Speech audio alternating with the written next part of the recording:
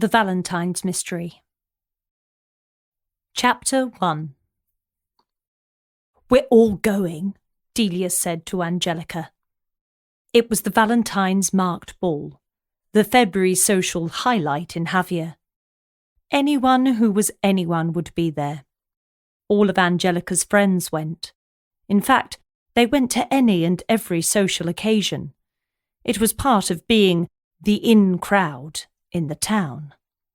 "I'm not sure. What about Tommy?" Angelica asked, brushing her hand through her long brown hair, a sure sign that she was nervous. Angelica had a few tells. This was her most obvious. So obvious that even Delia noticed it. And Delia barely noticed anything that anyone else did. She was so wrapped up in her own life. And what a life, Angelica often thought. "He's too young to come. Maybe in a few years," Delia responded mockingly, trying to shame her friend into coming along. Angelica didn't want to turn up and be left on her own while her friends mixed with the great and good of Javier. "Where is it?" "For the 15th time! It's at Cala Clement's, a beautiful place where I've been to many weddings. It's usually a wedding venue, but on February the 14th it will be the venue for the biggest social event so far this year. And I think that you would be a fool to miss it. What if the future love of your life was in attendance and you missed him because you decided to sit at home and watch a movie you've already seen 10 times before?" Okay, that was it. Those were the 2 letters Delia needed to hear. She had cracked the nut. Delia knew that as soon as Angelica committed to something, it was a done deal, and the letters O and K were a committal as far as Delia was concerned. "Right, we're meeting at 8. I know it's early for Spain, but then we can get good seats, mingle a bit and get loaded," Delia enthused. Angelica liked the sound of an early start, because that meant an early finish. But there was no chance she'd get loaded, as Delia put it. She didn't drink much at all, and she'd heard rumours about the Valentine's masked ball. "And in case you've heard the rumours, there's nothing to be concerned about at the event. We go there every year. I've been there every year since I was 16, and I've never seen anything but people having a good time. You do want to have a good time, don't you, Ange? But no buts, no problems. Nothing but us having a bit of fun. You deserve that," Delia uttered with a finality that Angelica recognised. The tone indicated that it was conversation over. She had heard that tone from her father all her life. She had even detected it in the voice of her son Tommy from time to time. The conversation stopped. Angelica was left with nothing but her thoughts. Her first thought was, why is a wedding venue available for a masked ball on Valentine's Day? Surely if it was that good a wedding venue, then it would have been booked months ago for a wedding. Don't people still get married on Valentine's Day? Angelica wondered if it could be that she wasn't the only one in the beautiful town of Javier that was finding love difficult. Chapter 2. "You're going to the masked ball again this year?" "Yeah, you know me. I go every year. I get what I want every year." "But what do you want?" "A woman." "No. That's not what you want." "It is." "You know plenty of women. I know plenty of women. Do you want one of them?" "Not on Valentine's." "I could find you a woman. A woman who will beat you and hurt you. A woman who will bleed your bank account dry. A woman who will break you and leave you. Now, do you still want a woman?" "What's the alternative? A man?" "No. You're not getting the point. And I think you're doing it deliberately. You say you want a woman. That's far too generic. There are 4 billion of them on the planet. Some are too young, some too old. Some of them live too far away. A big chunk of them are already in happy relationships. Some aren't ready for a relationship right now. There are so many reasons why you don't just want a woman. And while you're wrapped up in just wanting a woman, any woman, I'll never find the right one. And you're some kind of expert, are you? It seems I'm more of an expert than you. Well, I don't care what you have to say. I'll be going to the masked ball, and I'll be taking my trusty rehypnol. If I can't find a woman to spend the night with me on Valentine's by fair means, then I'll find one another way. You're an animal. Thank you.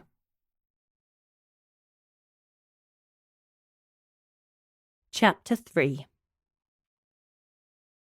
Angelica got home, let Tommy in, and immediately knocked on the neighbour's door. "Mariana, how are you?" Mariana, the elderly neighbour, smiled and nodded. Angelica wanted to look like her when she was older. Mariana was distinguished, wearing her wrinkled skin and grey hair so well it looked like they had always been a part of her. Angelica loved her company, feeling a warmth that came from someone so experienced and calm. She wanted more of Mariana in her life, and in Tommy's life too. "I'm good, Angelica. How are you?" she asked, brushing Angelica's arm with her hand. More calmness. "I'm pretty good. The weather is fine for February. Tommy is getting on well at school. All happy things." "But we're near to Valentine's Day and there's no man in your life. Does that make you sad?" Mariana asked. Old people always asked her this, like the absence of a man in her life was something to feel sad about. Angelica used this concern to her advantage. "Well, that's what I wanted to talk to you about. Let me guess. You've been invited to the Valentine's masked ball and you'd like me to look after Tommy. How did you know?" Angelica asked, wondering if it was more than Google that was listening in to her conversations. Mariana doted on Tommy, always wanting to take him out for an ice cream or sit and read with him. She was like the grandmother he didn't have in Spain. "It's written all over your face. I could see that you were here to ask me something and put all the pieces together. Not the part about the masked ball, that was conjecture on my part, but the rest of it I could detect." Angelica wanted some of Mariana's detective skills for herself. The old woman had studied languages at university, and there was only a slight Spanish lilt to her voice when she spoke English. Chats over the months Angelica had lived there revealed that Mariana studied English at Durham University in her postgraduate years, and it was just down the road from her hometown of Washington, Tyne and Wear. They were able to have many conversations about the northeast of England, about the weather, the food, the dialect, and the wonderful wide open spaces. It was like a home from home at times for Angelica. "Well, I wish I could read people as well as you do," Angelica replied, not knowing what else to say. "When you get a bit older, it gets so much easier," Mariana explained with a knowing smile, the one that Angelica had seen 100 times before. "I hope so. I could do with some of that intuition at the masked ball. I don't seem to have a great deal of luck with dating." "The only tip I can give you is to wear your worst knickers," Mariana said with a chuckle. Angelica shrugged. "What do you mean?" "When you go out there looking for something, it never seems to happen. But when you go out there to have a good time, then it's far more likely to happen. If you wear your best knickers, then you're preparing for it to happen. Prepare for it not to happen. Go out there with knickers on that wouldn't want a man to see you in.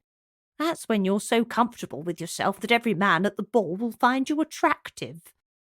"I wish I had your confidence, Mariana." "I wish you did too. So, Valentine's Day. I'll be around at 6. Sit with Tommy for a while. When he's gone to bed, I'll sit and watch TV. There's no reason to rush home. I don't go to bed until the early hours of the morning. Go and enjoy yourself." And it was done. Angelica would go to the ball.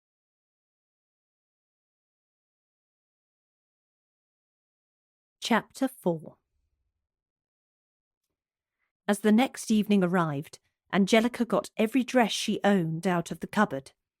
She hadn't worn a dressy dress in quite some time. She had no idea if they'd still fit. Angelica hadn't monitored her weight since she'd moved to Spain the previous year.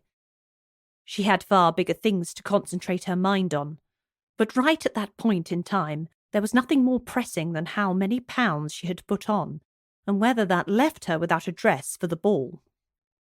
Angelica chastised herself for leaving it so late to check. There was no time now to go to the shops and buy another. No time to ask a friend if they had a dress she could borrow. The dress she loved the best was the one she tried on first. It had always been a little snug, so it was no surprise to Angelica that she couldn't get the zip done up at the side. It was a shame, because she still looked good in it. The way it was cut accentuated everywhere she wanted accentuated, and hid everywhere she wanted hidden, but she couldn't go out with an unzipped dress on. The next one was bigger and felt comfortable, but it was a blue satin number that Angelica had always had doubts about. It reminded her of a friend's wedding when she was with Patty, Tommy's father. The wedding was a blast. All her group of friends were there.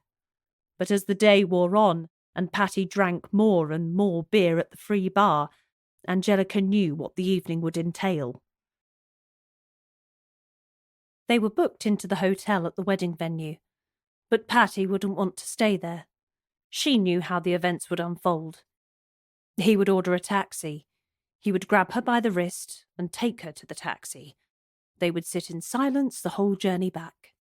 She would be looking for the inner strength for what was to come. He would be brooding inside.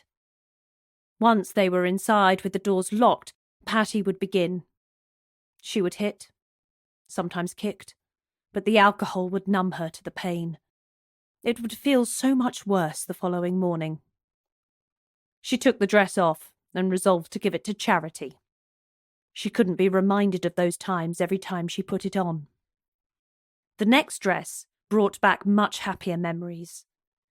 It was a summer dress, back at home in the northeast of England. But here in Spain, the weather was good enough even in February for her to wear it to an evening event. Although Carla Clements was mainly indoors, there were places to sit and have a drink outside. She knew that her friends would want to do this. It was their kind of thing. She looked at herself in the full-length mirror that had come with the apartment.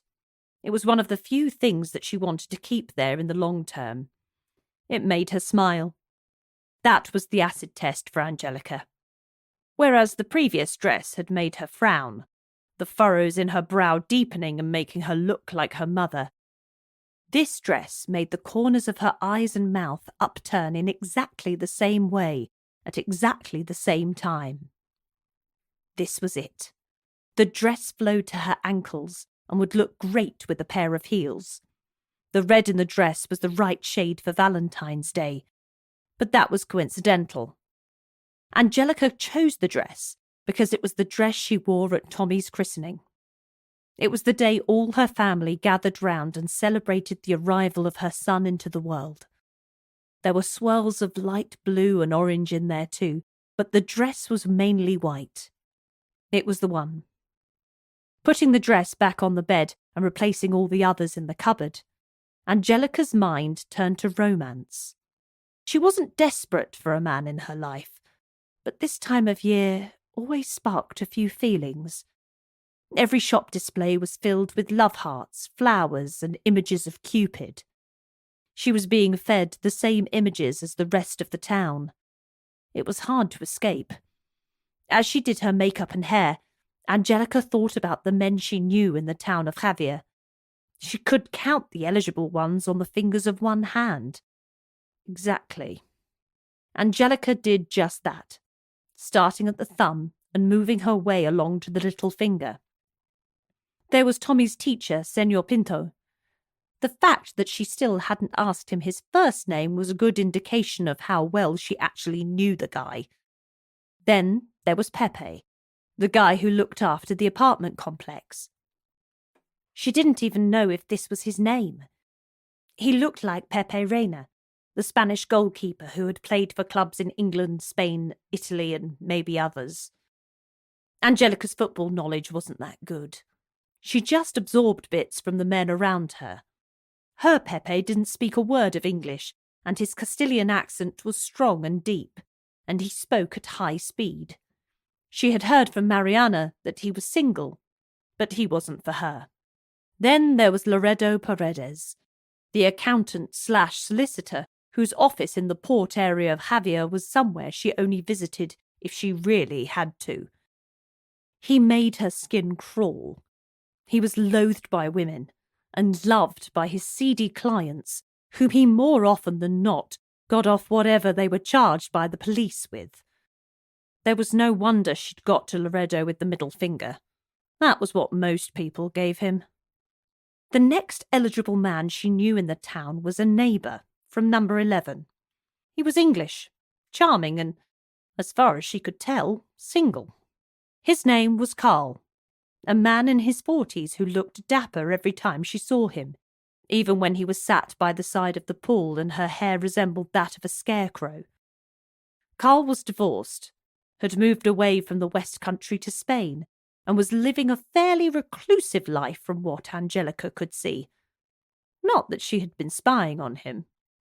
And then the last man she knew in the town who was eligible, or gave the impression he was eligible, was Javi Jones, the detective whom Angelica had helped solve a couple of murders. He was someone who made her feel safe. He was someone that she could see being an amazing father figure to Tommy. But the romantic spark wasn't there. Javi was a good guy, maybe even a great guy. But he wasn't someone she fancied. And that went a long way with Angelica. Not everything, but part of the package, that's for sure.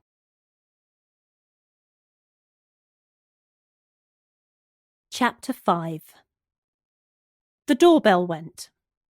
Angelica was beaten to the punch by Tommy. He knew kindly Mariana from next door was coming over to spend time with him. He loved the way she made him feel. The excitement level started when she announced it at the breakfast table that morning. They reached a crescendo at the dinner table that night, with Tommy bouncing up and down in his chair like he'd eaten 7 tubes of Smarties when in fact his tea was spaghetti bolognese. "Mariana!" Tommy shouted at volume that must have been heard throughout the apartment complex. "Tommy!" Mariana shouted back at a volume that was at the peak of her strength, but still only carrying around half the decibels of her young neighbour.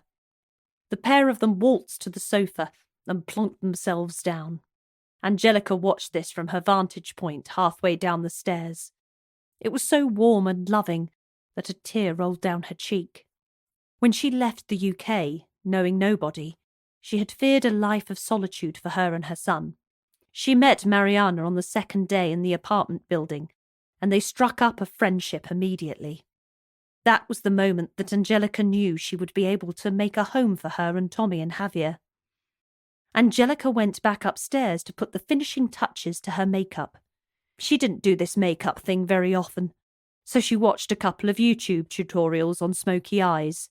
She'd always wanted smoky eyes, and felt that these, coupled with her mask, would create a look that would transform her from an ordinary mother of one into a vixen.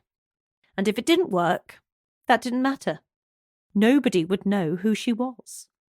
Striding downstairs in her high heels, Angelica felt $1 million. She felt $1,002,002 when the eyes of the occupants of the sofa turned towards her. Tommy smiled love. Mariana smiled respect. She wanted both of those things at that moment in time. She kissed Tommy on the head and thanked Mariana. As she left the sofa with mixed feelings of her night and their night washing around inside her skull, Mariana accompanied her to the door. "Angelica, be careful," she whispered. The confused look Angelica gave her prompted further explanation. "I was invited to the cinema tonight by a friend. Before you say anything else, I told her I had much more important date. But the friend told me that someone always gets hurt at the Valentine's masked ball. I must say, I've heard this before. I want you to keep your wits about you," Mariana explained. "Hurt?" Angelica asked as though this was the only word she'd understood. "I don't know anything more than that. Her son used to work for the police. and he told her that this is the one event the police are more worried about than any other. It's a private event with private security, so there are no police present. But every year someone seems to get hurt. I'm sorry, I can't be more use than that. I'm just passing along what I've heard. Stay safe. Angelica nodded. She would indeed stay safe. That was how she lived her life. As she left, there were a few thoughts of what Mariana told her, but the most pressing thing on Angelica's mind was that she hoped Tommy would be luckier in love than she had been.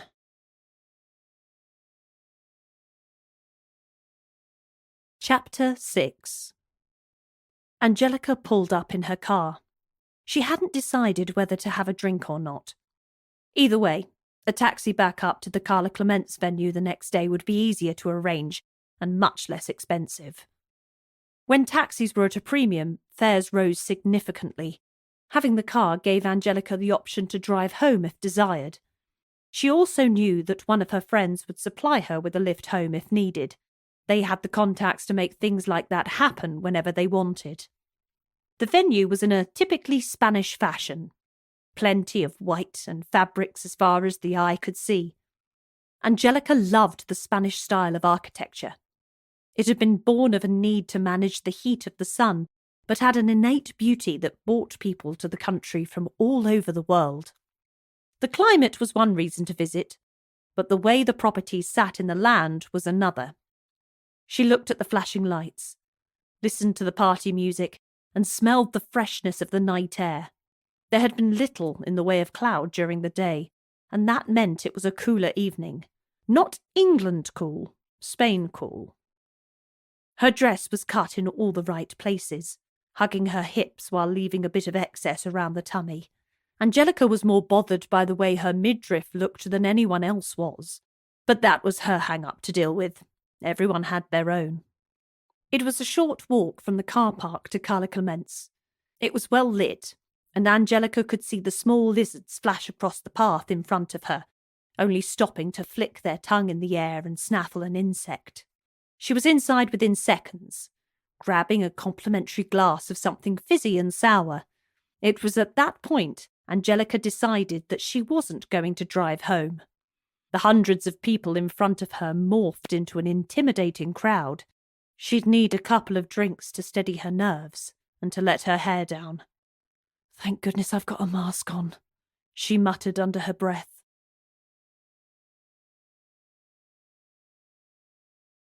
Chapter 7. The confusion was far too much for Angelica. She didn't know it until that point in her life, but relied on seeing faces to get her through the day. A lack of faces as a reference point was too much to bear. She wanted to see a friendly face, but saw only masks. Some were those with the large nose, plague masks as far as she could remember. Others were adorned with so much embellishment that she wondered if they were heavy to wear. Angelica had never seen so many ostrich and peacock feathers in one place. In addition to the way people looked, the way that Carla Clement's had been decorated was overwhelming. The darkness of the place with the lights off was in stark contrast to the strobe lights that flashed one way and then the other, catching the glittery decorations. It was gaudy to the point where she wanted to look down at her feet, but fluttering confetti had been strewn down there too.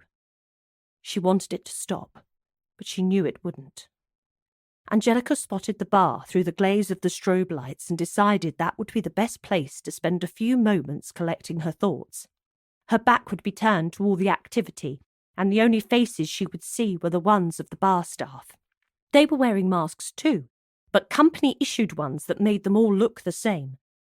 That was as safe place as she could find inside the venue. "A bottle of white wine!" Angelica spoke loudly to the bartender over the music. She held her hands around 6 inches apart to indicate the size of the bottle of wine, but the bartender was already ahead of her and placed a napkin on the bar in front of her. Then he assembled all the constituent parts of her drink. The bottle of wine, a wine glass that was small enough to carry around but big enough to get all the wine inside, a straw, and the screw top for the wine. Angelica wondered whether it was the fact that Someone always got hurt that prompted them to leave the top for the bottle with the customer. This way they could replace the top and stop any nasties entering their bottle. She smiled at the bartender as he placed them meticulously in front of her in the same way she pictured a Michelin-starred chef placing all the items of a carefully constructed plate of food. She picked up the bottle and emptied the contents into the glass. Imbibing the alcoholic drink through a straw would mean it went straight to her head. She knew that from past experience. €5, the bartender said in the gap between the music. Angelica hadn't put her hand into her purse when a voice from next to her spoke up. "I'll get that," he said. "Absolutely no need," Angelica said, waving her hand in his direction but not looking at him. It wasn't a particularly original or particularly subtle way of making an approach. Angelica didn't appreciate it. She reached into her handbag for a €5 note and left it on the bar. The man sighed and shrank back into his seat. He had obviously dragged a comb through his shaggy brown hair, making it look more unruly than before comb contact. His mask didn't hide dark eyes that bore right into the side of Angelica's face, but she didn't notice. She concentrated dead ahead and nowhere else. "Why don't you let me buy you a drink?" he asked again. The Spanish lilt in his accent reminded Angelica of Mariana. Her mind went home. It was Tommy's bedtime. She hoped he wouldn't give his babysitter a hard time. If he didn't want to go to sleep, then he would pull out all of the tricks. She ignored the man to her left. "I think that one drink doesn't mean anything. Unless you wanted to." She ignored more. But she had the feeling he wasn't going away. Angelica wanted to be with her friends. But with all the visual stimulation and everyone's face covered with a mask, she didn't know how to find them. No point in calling on her phone. The noise would make it impossible to hear each other. The man at the bar started again. "You could be my English Rose." "You're a genius!" Angelica shouted in his general direction. The friends had all agreed to wear a red rose on their dress so they could recognise each other. Angelica downed the glass of wine and headed off into the throng of people. Chapter 8. Angelica didn't mind wandering through the crowd now she had an aim. That was the way she saw life. While others wandered aimlessly, she always wanted a target, something to go for. And it didn't have to be a large goal like launch a business or make a million. Just the simple aim of finding her friends was enough to get her up and moving. It was a small challenge. But that's what life is all about, isn't it? A series of small challenges. If you didn't know it was Valentine's Day already, the images around the venue would leave you in no doubt. There were cardboard cutouts of a baby-like character with wings carrying a bow and arrow. Angelica had never known whether it was Cupid or Eros, and she wasn't sure that it mattered what the guy was called. The strobe lights still flashed their way across the room, still picking up the glitter on people's outfits as well as the walls, the floor, and even the ceiling. The organisers of the Valentine's masked ball had left no stone unturned when it came to decoration. They didn't want people to miss out no matter what direction they looked. Groups of people laughed and drank in spots around the venue. Couples explored each other's mouths with their tongues in the dark corners of the place that were only dark about half of the time due to the flashing lights tracing their way into every nook and cranny of Carla Clement's. Single men looked and smiled at her every time she walked past. Their suits looked like they'd been hired at the last minute, not quite fitting them, but close enough to the untrained eye. Angelica used to work in men's fashion when she was back at home in England, so her eye was trained enough to know that a size smaller here, a different cut or style there, and they would look the $1 million they intended to, rather than looking like they had borrowed someone else's suit. As she walked, all Angelica wanted to spot was a group of women with red roses attached to their dresses.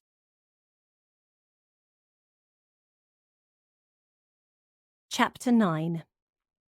Angelica was close to giving up when she saw the others. The red roses were subtle. They had to be.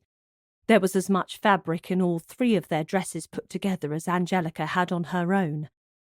Andrea was in her usual white. Carmen wore her favourite purple, and Delia wore black. Angelica had no idea how she hadn't spotted them before, each in their signature colours. As soon as she arrived in the group, Angelica was handed a drink. It was as though they had been waiting for her, knowing her appearance was close. She sipped it slowly over the same period of time the others finished off 3 or 4 drinks each. They talked for 20 minutes non-stop, mostly about Angelica's love life or lack thereof. Andrea's peroxide blonde hair had been back-combed and blow-dried, so it stood up around 10 inches above the top of her head. It was a good reference point for Angelica, in case she needed to pop to the loo and needed to find them again. There was nobody else at that height, even the men. Angelica loved the colour white. She would probably have dyed her hair that colour if it wasn't always associated with getting older, but she could manage to make the rest of her outfit that colour. Her white stilettos were so high that Angelica winced every time Andrea lurched from one side to the other. She could imagine a broken ankle, but Andrea wore these all the time and somehow managed to just walk, dance, and do whatever else she needed to do without injury. "Angelica, you need a good man. Tommy needs a father figure," Andrea stated. "Like Gerard," Angelica replied. "You can have him if you like," Andrea joked. They all knew that Gerard didn't like English women, especially English women in Spain. "I'll pass that on. I'm quite happy where I am, and Tommy's quite happy too." Carmen had been a beauty queen in her youth, but the years had taken their toll on the way she felt about how she looked. To Angelica and the rest of the group, she looked absolutely amazing, with a natural beauty that glowed. All you had to do was watch the way men melted in her presence to know that she was attractive beyond belief to the opposite sex. But all Carmen could see was the difference between what she looked like today and what she used to look like when she was winning beauty pageants and collecting praise for how she looked. "You're so amazing, Angelica," Carmen slurred. She couldn't take her drink, still not knowing her limit even though she'd been drinking alcoholic beverages for almost 2 decades. "You're amazing too, Carmen. You know how I feel about you," Angelica replied, steadying her friend while taking her drink from her and placing it on the table next to them. Carmen picked the drink up with the other hand and spoke again. "Maybe if we're both still single this time next year." "You've been watching too many movies. We're great friends, but I don't feel that way for you, Carmen. You know that," Angelica replied with a nervousness. Carmen enjoyed making her squirm. She didn't mean it, but was more than happy to tease. "Okay, maybe we'll stick to men," Carmen responded. Delia wore her dark hair short and parted at one side. Angelica always joked with her that it was so straight that it could have been drawn in by a ruler. Her hair was always perfect. In addition, her clothing always looked like it had been designed specifically for her. Maybe it had been. She wasn't short of cash. Her family were one of the richest in the whole Valencia region. She had the money to do whatever she wanted at any time she liked. What she wanted and liked was to spend time with her friends. "Are you glad you came?" Delia asked. "Finally, some sensible conversation," Angelica answered. "Yes, I'm really enjoying it. How about you?" Delia's face never gave away any clues as to what she was thinking. She was stony-faced when happy, sad, angry, and every other emotion. Angelica couldn't work her out. So she took to asking Delia how she felt rather than try to read the minuscule facial movements that might have given it away. "I'm really enjoying myself. I can't think anything better than spending time with you guys. Unless, of course, I get the opportunity to spend time with him," Delia said and pointed. A man with scraggy brown hair passed by around 30 feet away. He was younger than most in the venue. As the Javier social scene matured, so did the clientele. Delia always liked to see fresh blood. He was definitely that. Carmen and Andrea were in full conversation. Delia had left to follow the younger man with scraggy hair. It was time for Angelica to go to the loo. Chapter 10. The journey to the lavatories took longer than it probably should have because of the sheer number of bodies in the place. People were chatting, dancing, talking, singing, shouting and kissing, among other activities. Angelica saw the loos from some distance away, also seeing the queues that had formed there. She knew it would take some time to get from her friends to the loo and back again, but nature called. A couple of minutes later, she was at the back of the queue for the women's loo. There was always a shorter queue at the gents'. Angelica had never set foot inside a male lavatory, and had no intention of ever doing so. Although the temptation of the shorter line was strong, it was never going to be strong enough to move her. In between the two lavatories was a small white sofa that looked like it had been bought from IKEA. It had removable, washable covers, and that was probably a really good move for a sofa in such a place. A couple were making out on the sofa. She saw flashes of her young face as they writhed about, but it was mainly the back of his head that was in view. The same kind of scraggy hair that the guy Delia was following had. As they kissed passionately and at length, the queue watched with a mixture of interest and the fact that they had precious little else to do. One of the women filmed it on her mobile phone, presumably to show friends what others got up to at the Valentine's masked ball. By the time she reached the front of the queue, Angelica had become quite bored of the show unfolding on the sofa. She was kind of glad that it wasn't in her view any longer. Angelica did what she needed to do and washed her hands while checking out her mask in the mirror. It wasn't tight enough and she feared that it might come off. Holding on to the front with one hand, she untied with the other before pulling it all in from the back at once. She retied, satisfied with both the way that it looked and the way that it felt.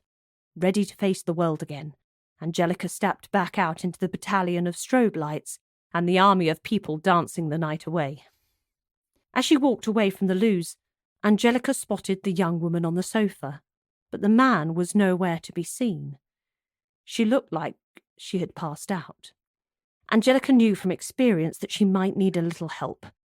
She sidled up next to her on the sofa and gave her a little nudge for her to move along. There was no reaction at all. "She must be really drunk," Angelica muttered to no one at all, before nudging her again, this time harder. The girl's arm dropped off the sofa and the knuckles banged against the floor, but there was still no sign that she would wake up. Angelica lifted her arm, positioning the girl in something closer to an upright stance, but the girl wasn't responding to all the prompts that she was given. As a last resort, Angelica got her shoulder under the girl's armpit and tried to lift her until Angelica sat bolt upright. Something wasn't right. Angelica grabbed her wrist in order to maneuver the girl, but when she felt her wrist, something told Angelica to check the pulse. There wasn't one.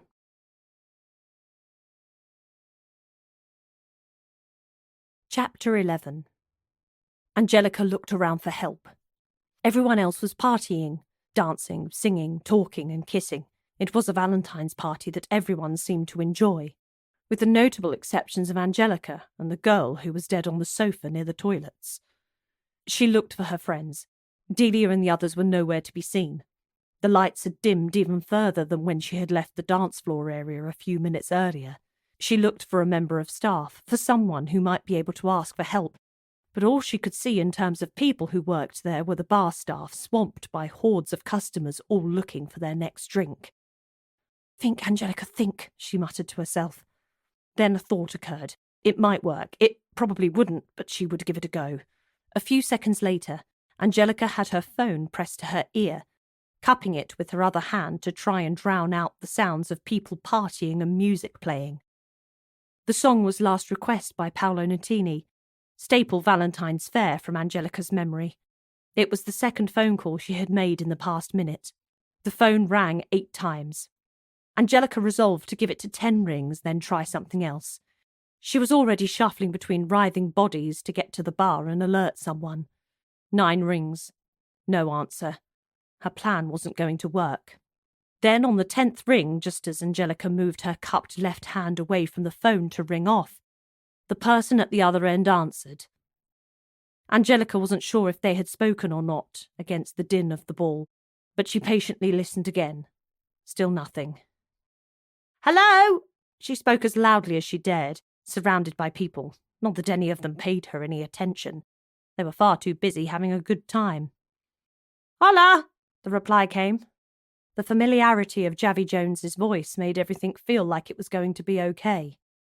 She had no idea whether it was going to work out, but Javi had that effect on her. He was the homicide detective in the local police station in Javier. They had solved a couple of murders together over the previous year or so. She loved the investigative angle of his work, but was fearful of the danger it might put her in, or more importantly to her, the danger it might put Tommy in. "Javi, where are you?"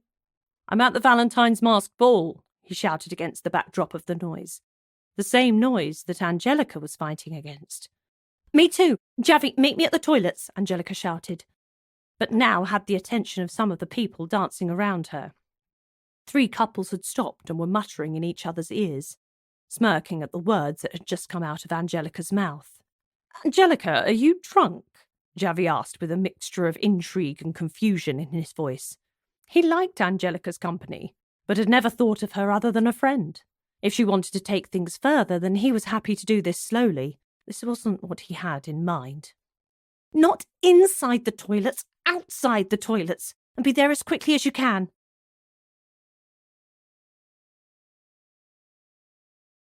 Chapter 12. "Angelica, what's all this about?" Javi asked, knowing that she wouldn't have demanded his presence on a whim. "Look," was the only word that managed to leave her lips. Returning to see the young girl in a state of distress, or even in a state of death, had a profound effect on Angelica. She was moved to tears. It wasn't the first time she had seen a dead body, but it was as close as she'd ever been. Angelica was convinced that the girl was dead. She just needed Javi to confirm it. "What am I looking at?" he asked before seeing the tears well up in Angelica's eyes. It was the first time he had seen her cry. He hadn't expected to ever see her cry. She couldn't speak, simply nodding towards the girl on the sofa outside of the toilets. People were filing past on their way to relieve their bladder of the effects of copious amounts of alcohol. Javi knelt down beside the girl, Angelica's reaction making him fear the worst. Within a few seconds of checking her pulse, the worst was confirmed. She was dead. Javi picked his phone out of his pocket to call an ambulance. As he dialed, Angelica took the phone from him. "I've already called one," she explained, knowing instinctively what his first action would be after discovering the girl was dead. There was always a small chance that she could be revived. The odds were more than 1,000,000 to 1, but when it was human life, those odds were good enough. Javi sprang into action. He knew the manager of Carla Clement's, a fat man who was well over 6 foot tall. He was as easy to spot as anyone in the venue. Javi also knew that one of his colleagues from the police station was in the venue. She had smiled and shared a drink with him earlier that evening. Her name was Marta. She was as organised and determined as Javi. She was the perfect person to ask for help. "Angelica, wait here for the ambulance crew. They won't be long. There's nothing on the roads at this time of night. Stand on this chair," he said, sliding a chair over from a nearby table and placing it close to the wall so Angelica could be head and shoulders above the rest of the people in the place and still be able to steady herself with a hand on the wall. "Yes, what are you going to do?" "I have to close this place down. I need to know who is here before they leave," Javi explained. Angelica nodded. She could see a man on a mission. Javi strode over to the manager. He had spoken to the guy as part of murder investigations in the past. His name was Ignacio Ferrer, a seedy man whose entire body seemed to be covered with matted hair. Ignacio was always sweaty, no matter the season or the weather. Javi had always thought this was the sweat of a guilty man, but Ignacio Ferrer had never been convicted of a crime. "Ignacio, problema?" Ignacio Ferrer nodded. Javi leaned in and spoke to him for approximately 30 seconds. Ferrer's eyes widened by the second, taking in the information given to him by the murder detective. As he spoke, Javi looked over Ignacio's shoulder, scanning the place for people leaving or anyone acting suspiciously. He was always on duty. That was the reason his parents barely spoke to him. They wanted a relaxed son. They got one who was on edge all of the time, watching people and assessing their guilt. Mr. and Mrs. Jones, Javi's parents, had guilty consciences about how many of the things they did and didn't do in life. Javi was too much of a reminder of their misdeeds. He spotted Marta as he finished speaking to the manager. He gave final instructions to Ignacio and then made his way to his colleague. In the meantime, Angelica had spotted the ambulance crew, waving her arms furiously to get their attention. They got to work. Angelica stayed on top of the chair, watching Javi and his colleague get to work too.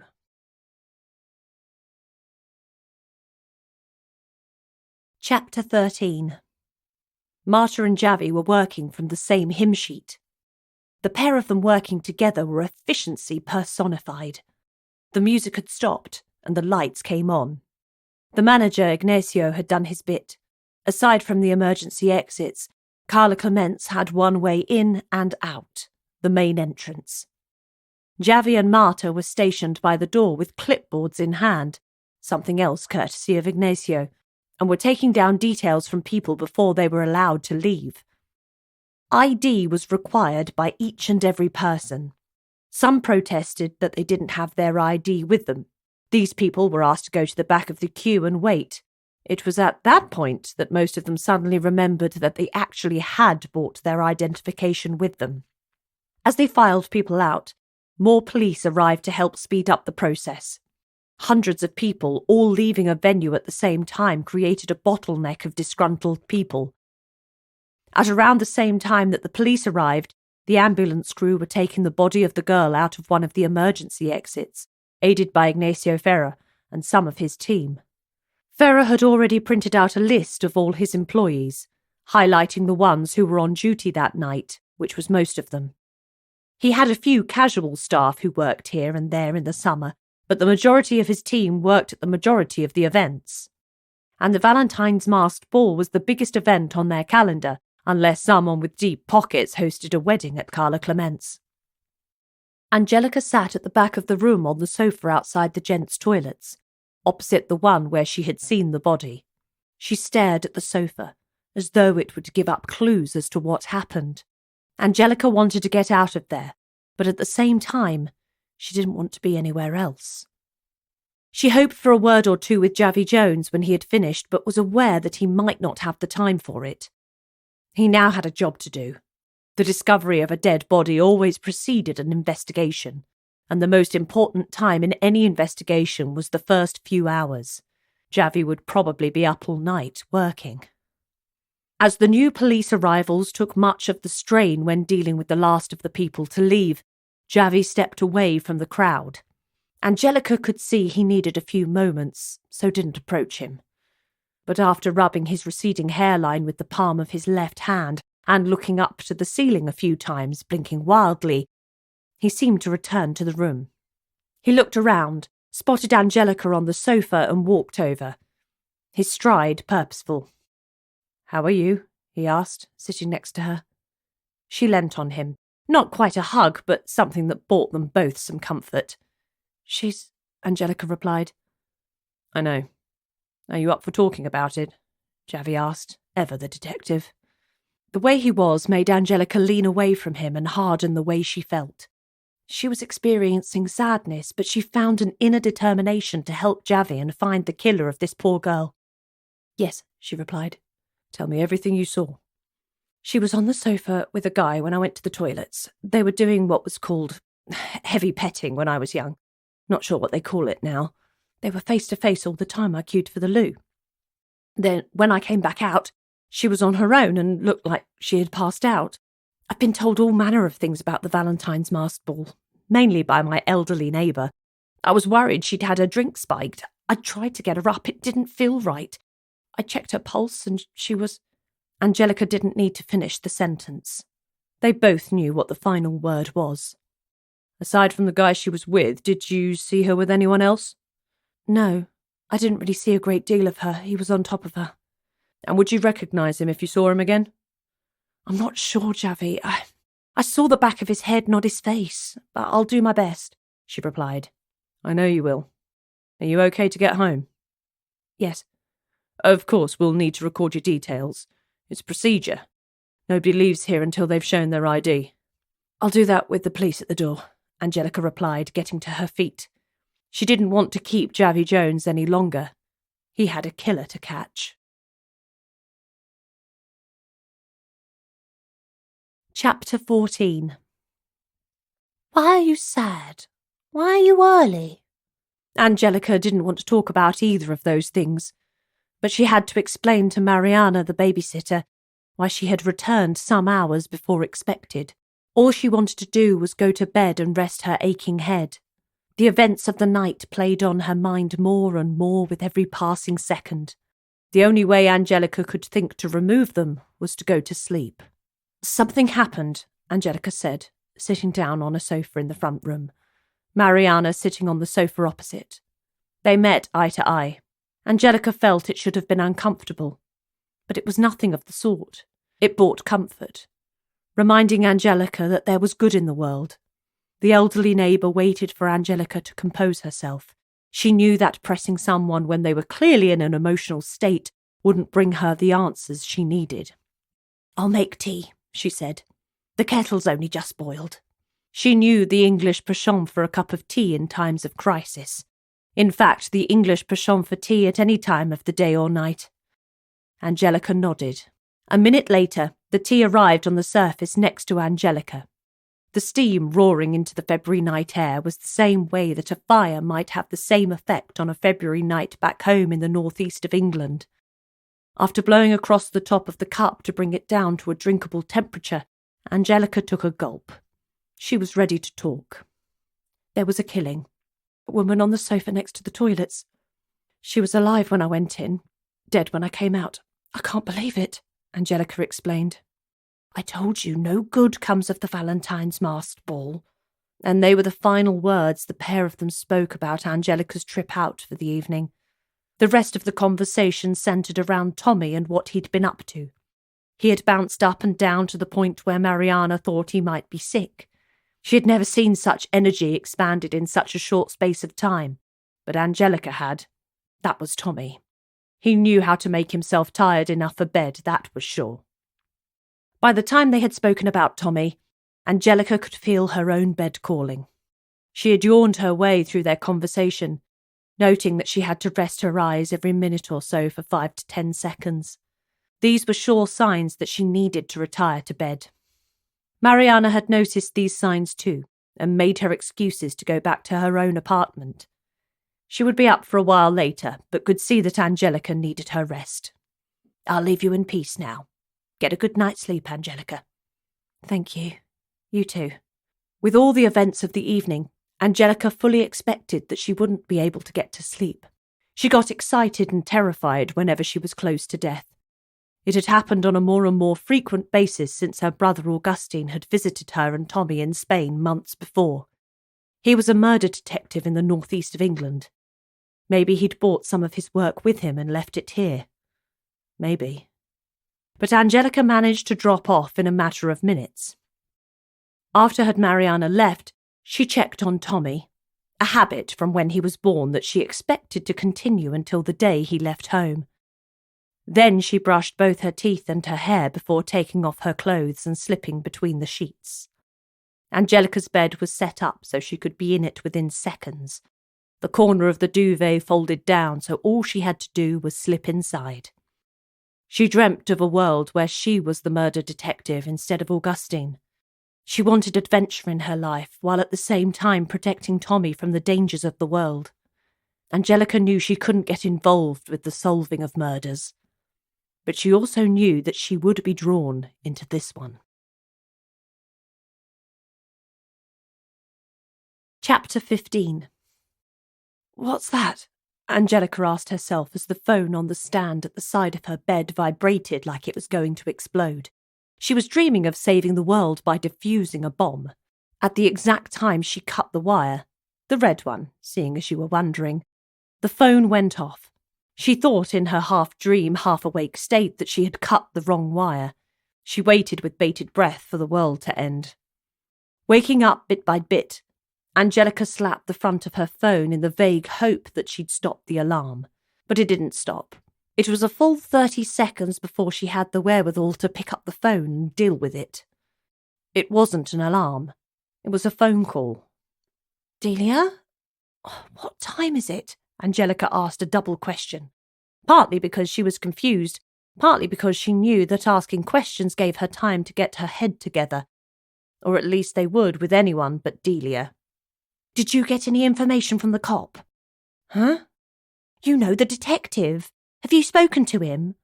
"Briefly. What did you find out?" Almost nothing. Delia, what is this about?" "I want to know what's going on. I was at that party last night and someone died." "I know, I was there too. I spoke to Javi for a few seconds. He was busy. Someone died at that party." Delia paused. She had information. She had been told by a reliable source who the dead woman was from the party the night before.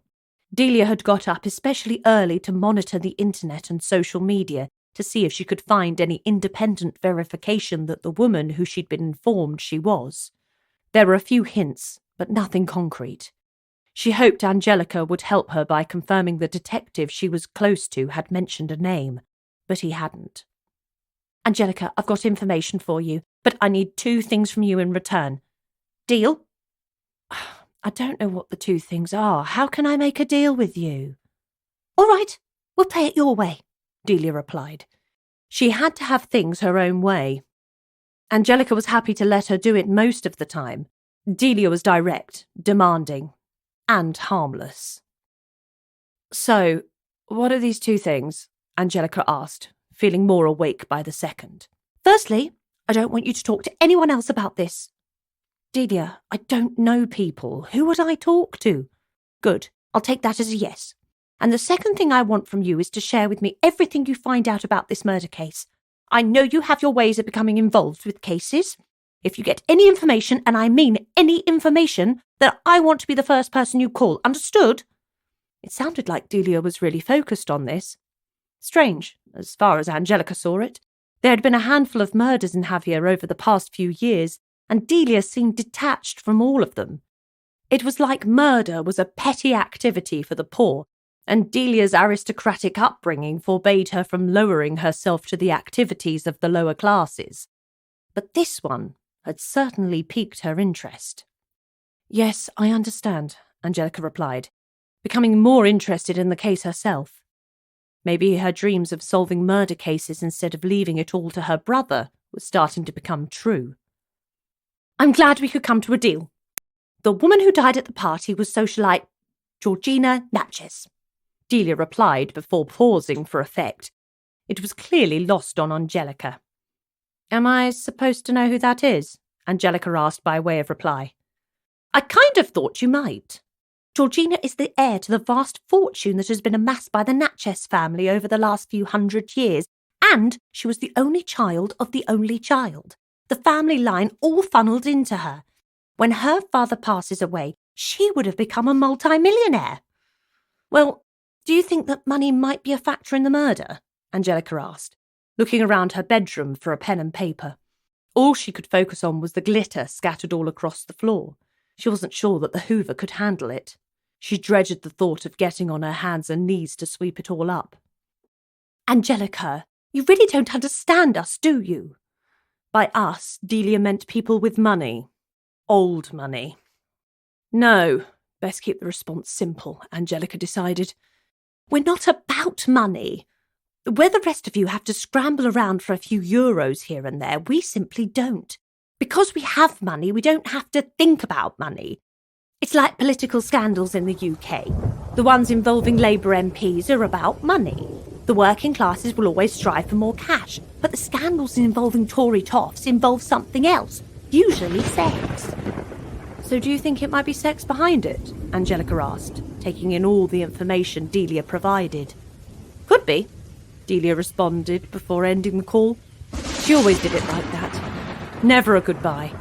Always leaving the other person with a phone to their face and a beeping noise in their ear. Chapter 16. Angelica didn't even get out of bed for the next part of her search for a killer. If Georgina Natchez was as rich as Delia mentioned, then she would be bound to show up all over the internet. Angelica was right. A quick internet search brought up photos of the girl. Angelica recognised her immediately. The brown hair, the innocent look, and the wide eyes were as evident from a phone screen as they were in person. A tear crept its way into the corner of her eye, the memories from the night before flooding back. Angelica couldn't begin to imagine what it might be like to lose a child. Her thoughts immediately made her way to Tommy. She knew he wouldn't be up yet due to the late night before. But she also knew that he wouldn't be that long, and when he did wake up, there would be a huge amount of energy expelled all at once. She read up more on the Natchez family. The father and daughter were the only two left as far as she could make out. No other Natchez mentioned, and this being Spain, there were plenty mentioned, seemed linked to the family. The business details only showed the father listed. His name was Vicente Natchez. The family business was in real estate. He owned a handful of properties and much land in the area. One of the properties was Carla Clement's. Plot thickens, Angelica said to herself, listening out for Tommy stirring. There was no noise from his room. Angelica got out of bed, treading on the glitter. She enjoyed the way it felt sticking to the skin on her soles. She walked slowly and quietly to Tommy's room and stuck her head round the door. He was still sound asleep. From the way he looked, she reckoned she had half an hour. She could tell how close he was to waking up from the way he looked. Totally angelic meant hours. Sleeping on his side meant less than an hour, and the devilish look meant that she only had minutes. He was sleeping on his side. She looked up the business details again on her phone before getting in the shower. There was an address listed for the business. She guessed from looking at the map on her phone that it was his home, on the way out of town. He also owned plenty of land there too.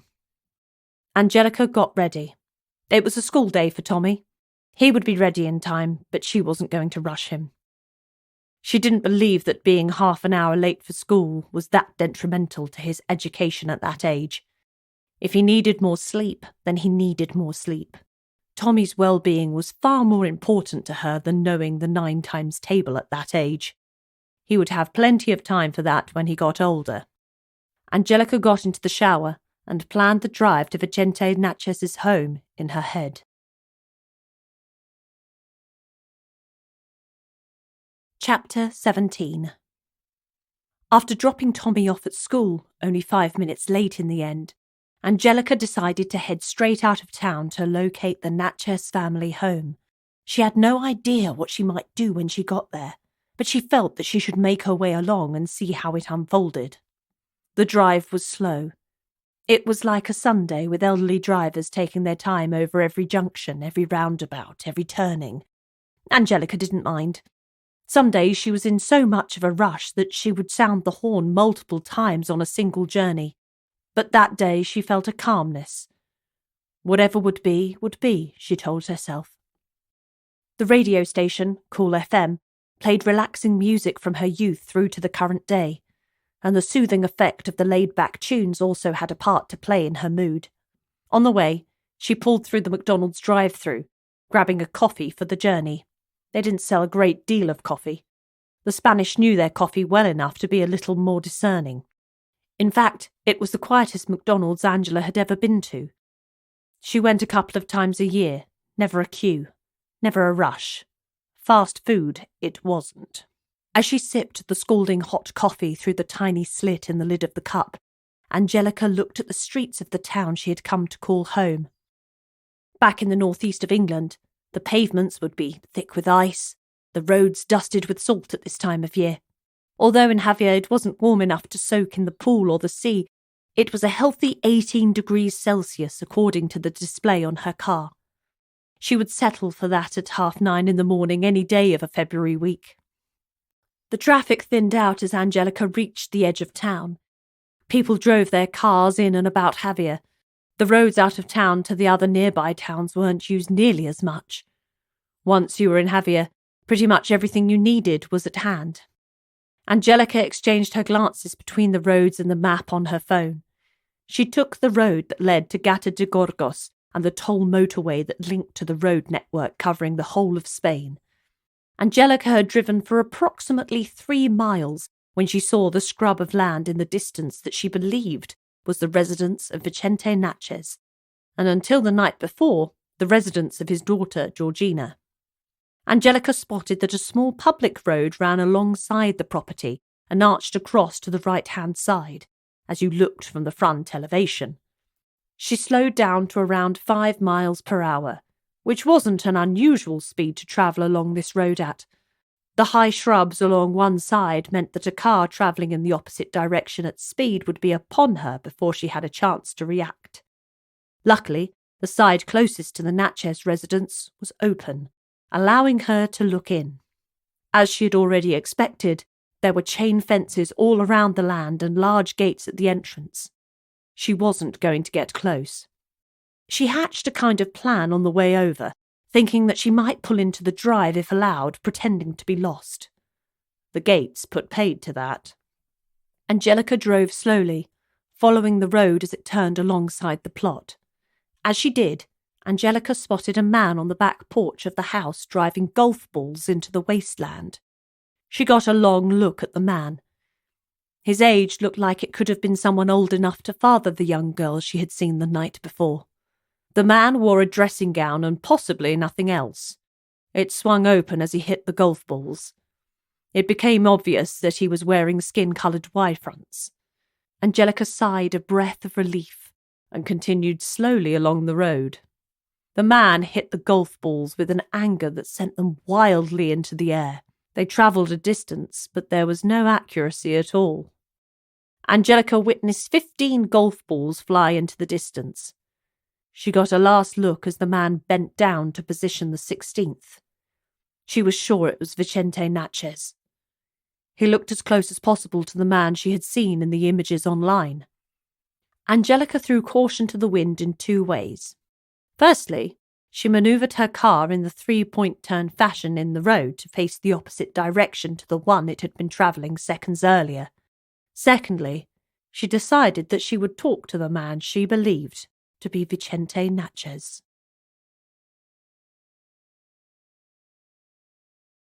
Chapter 18. "Excuse me!" Angelica shouted from the edge of the road. She had spotted a breakage in the fence around 30 feet from the gates at the front of the property, but Angelica didn't want to startle the man who had a golf club and a handful of golf balls at his disposal, and she had no idea what else he might have to hand. He ignored her and began to hit the balls again. Angelica was sure he had heard her, so she took the unprecedented step of climbing noisily through the gap in the fence. The noise was part of the same plan, to do whatever she could to avoid startling him. As she struggled through and landed on the ground on the other side with a bump, Angelica was aware that the daylight had disappeared from over her head.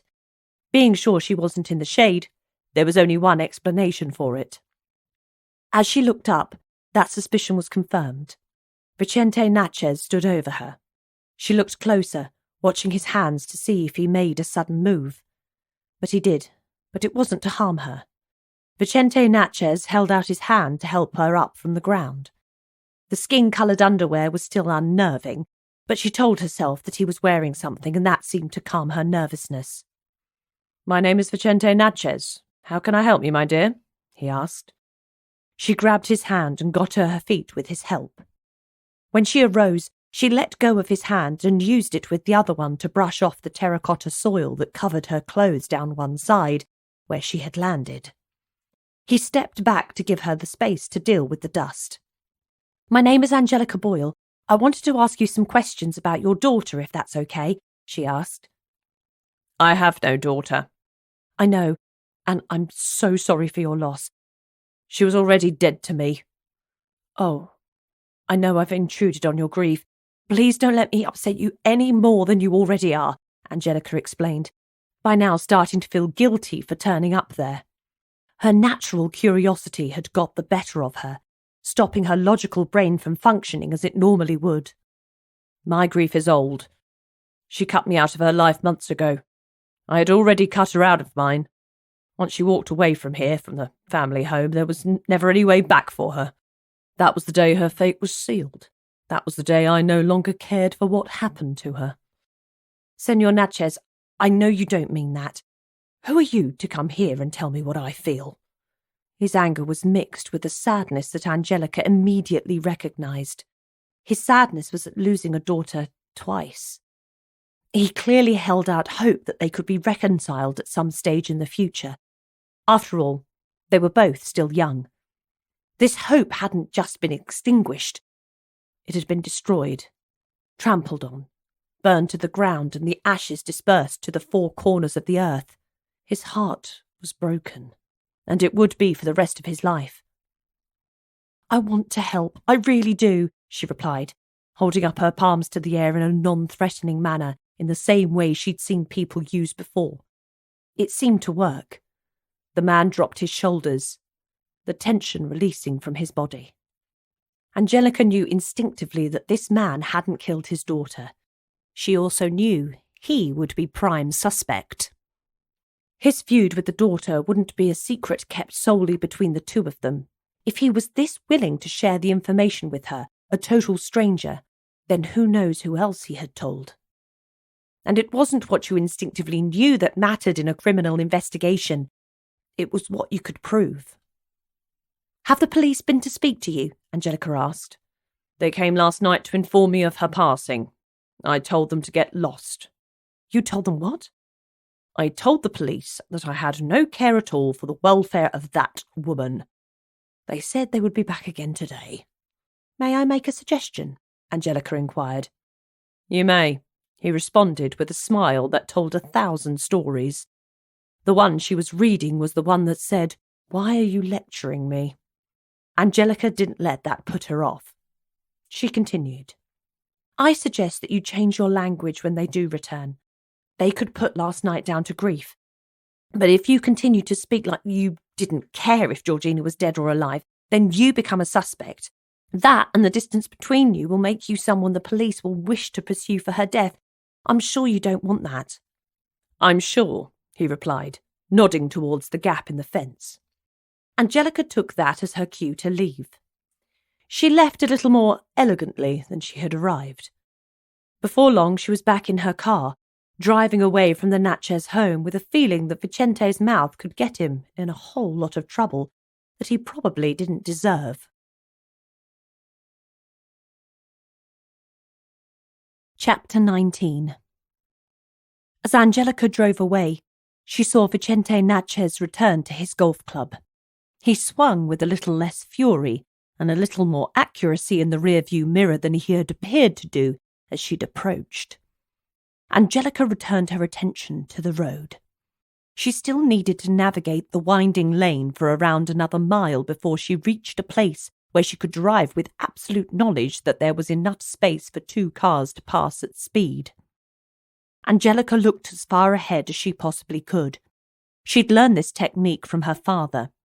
He never looked at the brake lights of the car in front, concentrating on the brake lights of the car in front of that and the ones in front of that too. This way he saw danger in advance rather than relying on the reactions of the driver immediately before him. She saw movement and naturally pressed her foot on the brake. It was a bird flying low overhead, but it was a good move to slow just in case. Picking up speed again, it wasn't long before she had to deploy the brake again. This time, it was another vehicle, one she recognised. "Hola!" she shouted out of the window against the din of her engine. The car needed a tune-up, but Angelica was saving her cash for a new car. She didn't see the value in spending good money after bad on refining the car she had. It was nearing the end of its useful life. The replacement would be in a much better place. "Hola, Angelica. How are you?" The sing-song tone came back. She knew that Javi Jones would be paying Vicente Natchez a visit at some stage. She just didn't think it would be this early. "I'm good. Going anywhere nice?" she asked, brushing her left hand through her hair, taking it as far away from her eyes as possible. She found it a distraction at the best of times. When driving, it could be downright dangerous. "Police business." Javi answered abruptly. He knew she would understand. "How about you? Have you been anywhere in particular?" "No, Javi, you know me. I just like driving around from time to time, taking in the scenery, enjoying the world around me." The pair of them paused for a few seconds. Javi had a strong feeling that Angelica had been to the place he was just about to visit. Angelica knew exactly where Javi was going. Maybe it was better for the both of them to know and not say. As each tried to think of something to say that wasn't related to Vicente Natchez, a horn sounded from behind Javi's car. Someone needed to get through. There was no way of getting 3 cars side by side along the same stretch of road. There was nothing for it but for Javi to drive on. "Coffee?" he shouted as he moved. "Yes, call me," Angelica replied. Chapter 20. Back at home, Angelica poured herself a tall glass of cranberry juice. She had been told it was good for the body when she was pregnant with Tommy, and she'd not stopped drinking it since. She sat on the balcony, looking out to the hills and mountains that surrounded Javier, giving the place its own microclimate. While surveying the hills, she recalled the night before. With the distance of a good night's sleep between her and the upset, she was able to think about it with a much better balance to her emotions. She was thinking about it in the same way that Javi Jones, or her brother, the detective Augustine Boyle, would think about it. She was thinking about it strategically. She considered it as a crime scene.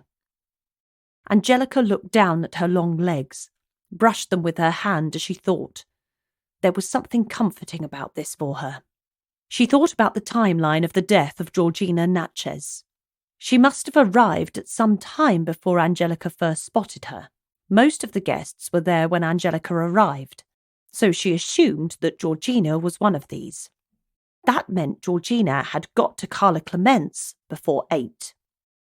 Angelica realised at this point in time that she hadn't made a note of the time when she'd seen Georgina dead.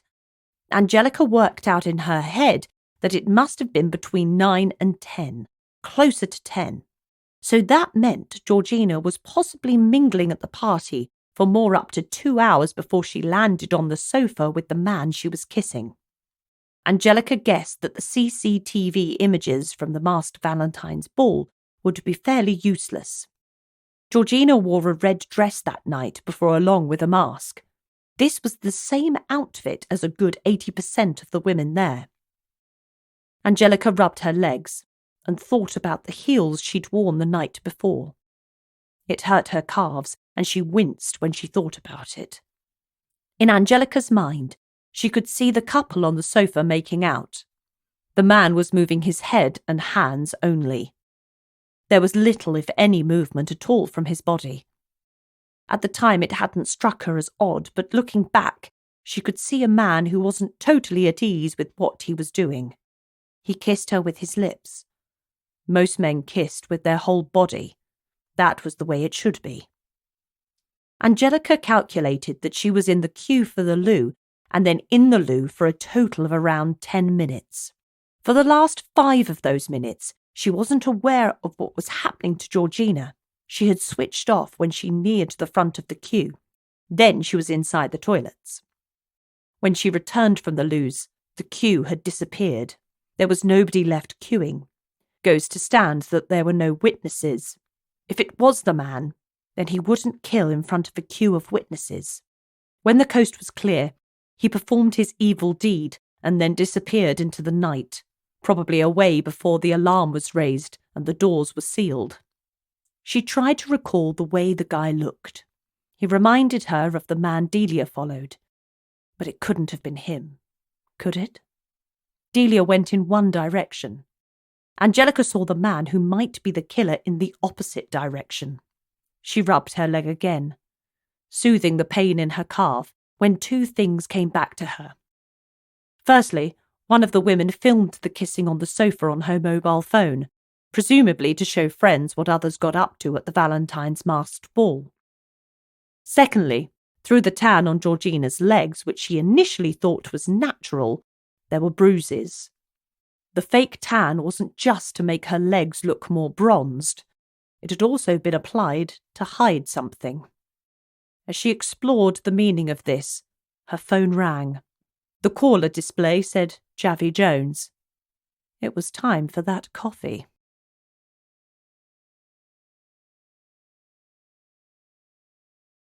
Chapter 21. Hola, Angelica. Do you fancy that coffee now? Hola, Javi. Yes, that would be good. Do you have anywhere in mind? He did. As someone with a large dash of Spanish in his genetic makeup, he had a clear idea of exactly where he wanted to drink coffee. Unlike the British, the Spanish didn't put up with a few things in life.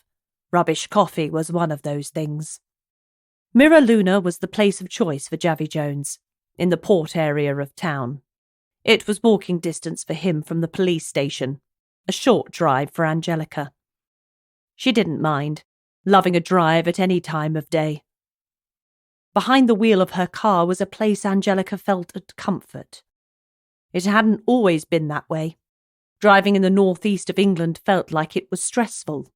The rain belting down, the constant stopping at traffic lights, and the anger of other drivers made her feel like she didn't ever want to get back in a vehicle again. But driving in better weather, better conditions, and with less stressed drivers made her journeys a place she could switch off and think about the world and her place in it. She got her stuff together, slipped her shoes on, and headed out. The drive was a full 5 minutes plus 3 more to find a parking space. Even at this time of year, parking was an issue in the town. Too many cars, too few spaces. Do the maths. Angelica looked at the imagery throughout her journey. There were love hearts, cupids, and Valentine's red in every shop window. It got her thinking about her love life.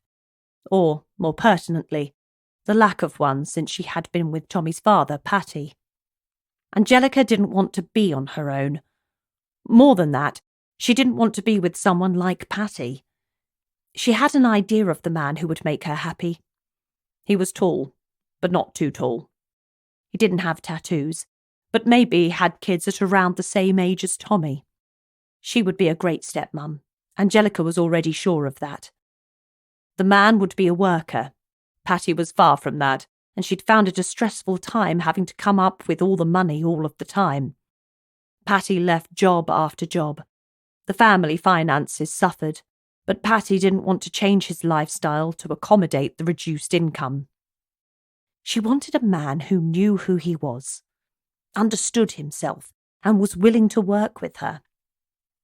But most of all, Angelica wanted a man whom she felt 2 things around: comfortable and safe. As she drove, parked, and walked to the coffee shop, Angelica realised that many of the attributes she looked for in a man were also possessed by the man she was going to have coffee with. Javi was kind, caring, determined, and made her feel those 2 important things of safety and comfort.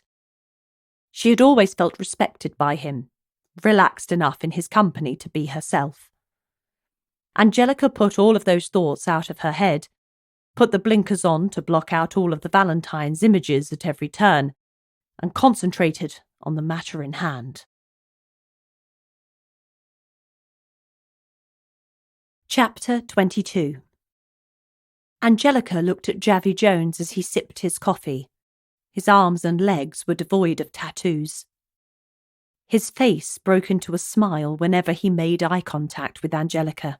She made the same smile in the same way at the same time. They were friends. There was no doubt about that. But the rest was something for the future, if there was anywhere else to take their friendship. His strong arms and wiry legs were the result of hours on the move. When he wasn't working, he was cycling up the Montgo Mountain at the edge of Javier, or swimming in the sea, or running along the seafront.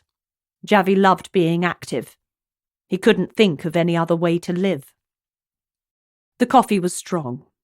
Angelica was being gradually introduced to the Spanish way of drinking coffee. Strong and drunk quickly, while it was still hot. She was far more used to the British way of taking your time over something much more blended and full of milk. It was quite a culture shock. But then that's what living in a different country meant as far as Angelica was concerned. The birds swirled overhead, trying to pick out the crumbs spilled by messy diners from a distance of 50 feet overhead before swooping down to claim the morsels for themselves. Angelica watched, and wondered when the diet of the seabird changed from fish to discarded human food. She guessed it was in the last 100 years, probably the last 50. The conversation stalled. They both looked as though they would gladly shove their faces into their respective coffees and disappear from view, rather than open up the conversation. Then it came. Javi broke the silence. "So, what happened between you and Tommy's father?" Chapter 23. 20 minutes later, the pair of them were chatting like they had done many times in the past. All it took was one killer question to break the silence and kickstart the chat. Angelica told him little bits about the history of her and Patty, but not all of it. She was still guarded about her life and didn't feel that it would benefit Javi in any way to know about the abusive pig of a man that she used to be with. There were a few reasons for her reticence, embarrassment and pride among them. "Angelica, what do you think about the death penalty?" he asked, when the conversation had already ranged from family to sport, via past jobs and back to the weather. It was like a catch-up for the few past decades. "As in, do I think it should be a thing?" she replied with a question of her own to gain clarity. The last thing she wanted to do was go off on a rant only to find he'd meant something different completely. "Initially, yes, but I'm not looking for a yes-no answer. I'm interested in people's opinions on this subject, perhaps more than I'm interested in their opinions on any other subject under the sun," he explained as he raised his hand up to the sky, pointing to the yellow orb that was radiating heat and light on planet Earth. He nodded in her direction. It was clear that he was thinking about death. "Well, I don't have a hard and fast opinion. I think there are far too many nuances to be able to make a blanket case for or against. Take America, for example. They have the death penalty, but it takes decades for someone to go from conviction to execution. That shows, even in a country where certain states see the death penalty as cut and dried, it isn't an easy decision." "So, what if they brought in the death penalty for people who confess to multiple killings?" "In that case, I believe that all we do is persuade killers not to confess," Angelica answered, forgetting she was in public and raising her voice to a higher level. She wanted to make a point. Like most people, she raised her voice when she wanted her point to come across stronger. Javi looked around. One of the nearby tables had taken an interest in their conversation, the couple ceasing their own conversation and leaning in the direction of Javi and Angelica. "But what if they don't?" he asked. "Then they probably see death as a better alternative to a lifetime in prison." "And?" he probed again. "Then that's the point in time that we don't let them get what they want," Angelica responded forcefully. Javi smiled again. He loved the way she saw the world. It was so different from most of the people he'd met. Javi found it refreshing. It was time for him to ask her a new question. Something more concrete. Something more linked to the pair of them. Chapter 24. "Angelica, can I ask you a question?" Javi gulped. He was nervous. He had no idea about how she was going to react. "You just have," she responded, lightening the mood for an instant but then ramping up the tension, as Javi felt he was no further forward. "I've got murder on the mind," he responded, attempting to add the gravity back to the conversation. To no avail. "Don't do it. The homicide cop here is amazing. He'll hunt you down in no time at all," she replied with a glint in her eye. She did think he was amazing. Angelica just didn't know in what capacity she found him that way. Detective, friend, man, lover. "I have some thoughts on the Georgina Natchez case that I'd like to say out loud and see where that takes us. Would that be okay?" he asked. Finally, the question was out.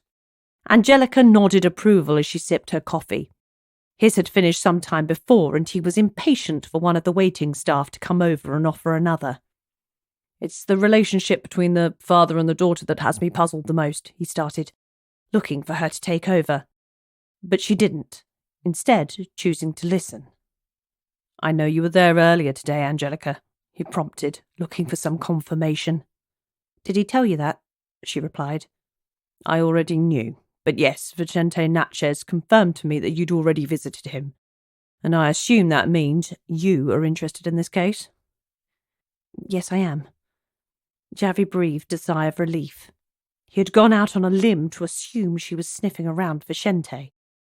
Javi hadn't asked the man. Vicente hadn't confirmed at all. He just had a hunch. That and the fact that meeting Angelica in a street near to the Natchez home was too much of a coincidence to be a coincidence. The waiter came over and asked, Mas? Javi responded, Sí, los mismos. And coffees would be back with them 3 minutes later. And what do you think about Vicente? Javi inquired, dropping his left eyebrow to indicate he was serious. I don't think he has it in him to kill his daughter.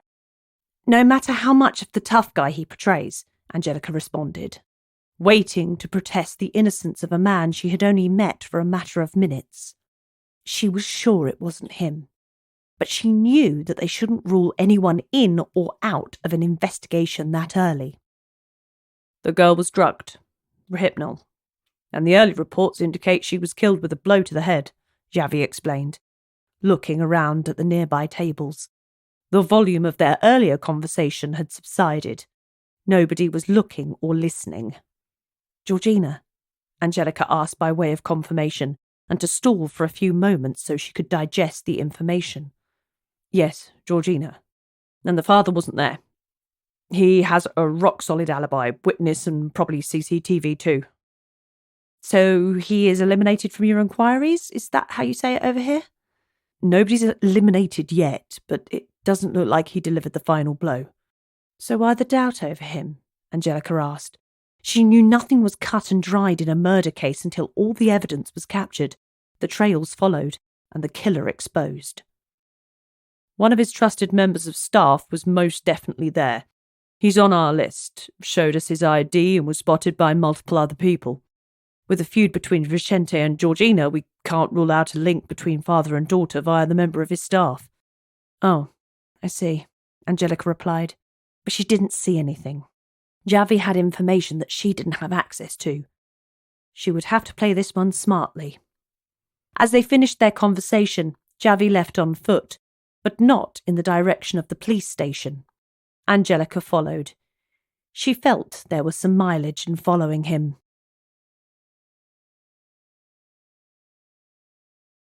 Chapter 25. Around 50 feet back from Javi, Angelica walked.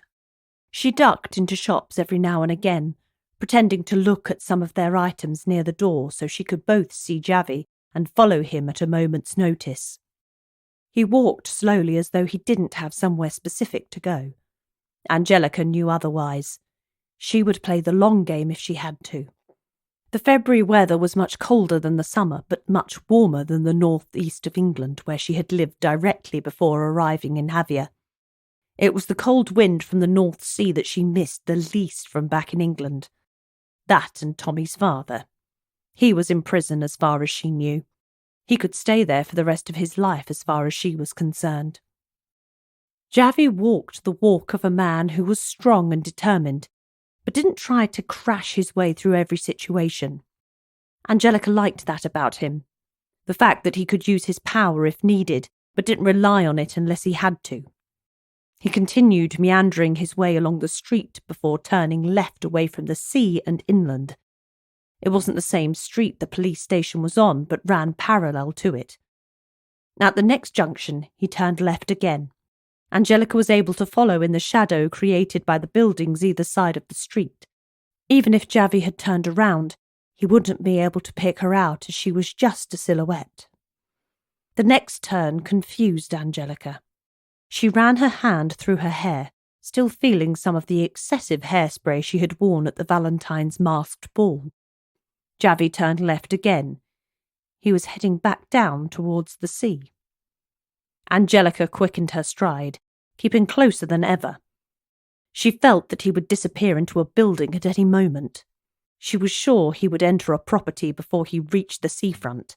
If he was going back there, then he would have just turned right along the seafront instead of left, and left again. Angelica was wrong. Javi Jones walked towards the seafront and turned left.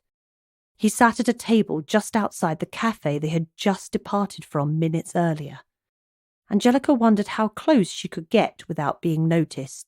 She grabbed her jacket out of her bag and put it on, rolling up the legs on her trousers so they looked like shorts, and tied her hair up, so it looked much shorter than it actually was. At short notice, this was as good as she could manage to look as different as possible. Javi faced one way. Angelica sat with her back to his, so he wouldn't simply see her. She was close enough to hear him on his phone. Yes, I'm here. Mirror Luna on the front. You can't miss it.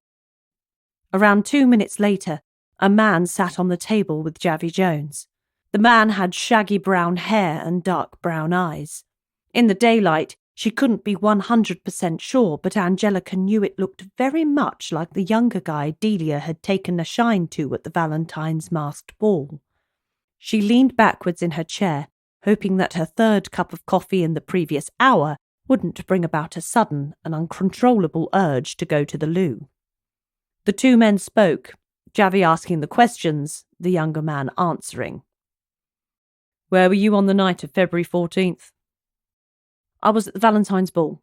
Wasn't anyone who's anyone in Javier? He answered in a nondescript British accent. Angelica recognised it, but not enough to be able to narrow it down to a specific part of the country. I was there too. Who were you with? Nobody. I'm a bit of a loner. I know people, but I go places on my own. What if I tell you people saw you with Georgina Natchez? I spoke to Georgina. I know her. I work for her father. And did he know you were going to the ball? It was my night off. It's none of his business. That wasn't what I asked. Did he know? He owns the place? I'm not aware of whether Vicente Natchez knew my whereabouts on the night of February 14th. Do you know his whereabouts on that night? Javi asked. None of my business. Listen, cop, I'm gutted that Georgina is dead. Really, I am. But I can't help you. I don't know anything. And my loyalty belongs to him, not you. Here's my card. Don't leave town. And if you think of anything at all that might help us to catch her killer, then please, phone me right away, any time of day or night. Don't you go to sleep? The scruffy man asked as Javi got to his feet. I won't rest until I find her killer. And he was gone.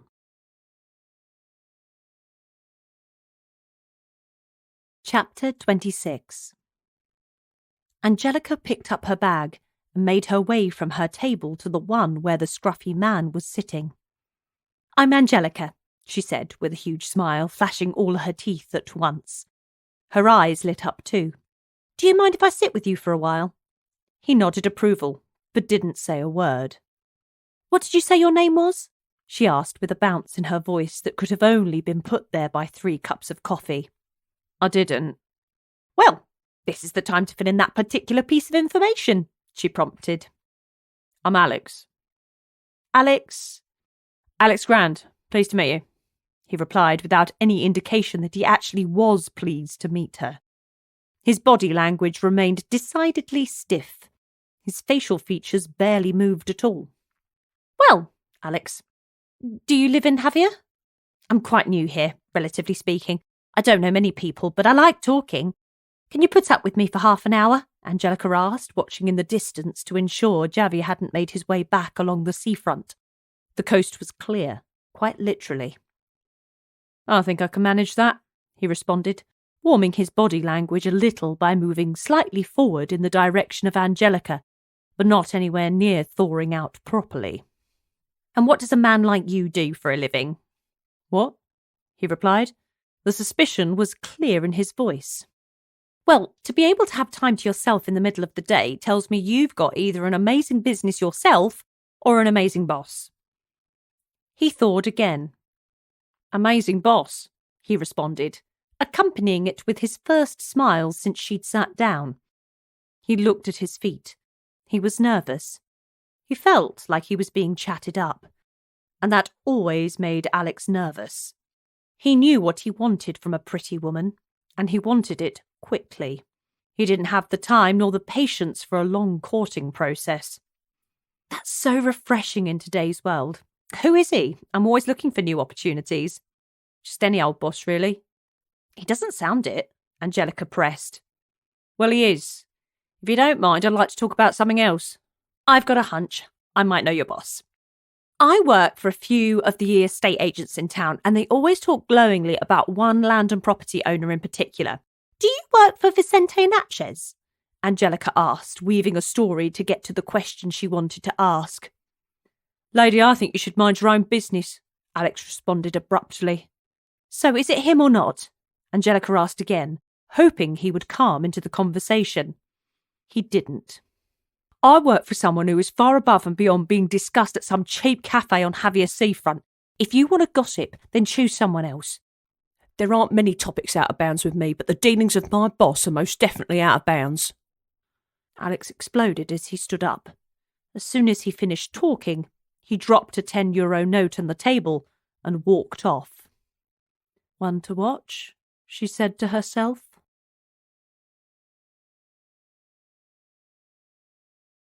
Chapter 27. Angelica used the bathroom in Mira Luna before heading off to pick Tommy up from school. She would be there early, by about half an hour, but would use that time to send a few messages. She wanted to see Delia after school, and guessed that Delia would want to see her, and there were a few other people she might press for information while not making it look like she was grilling them.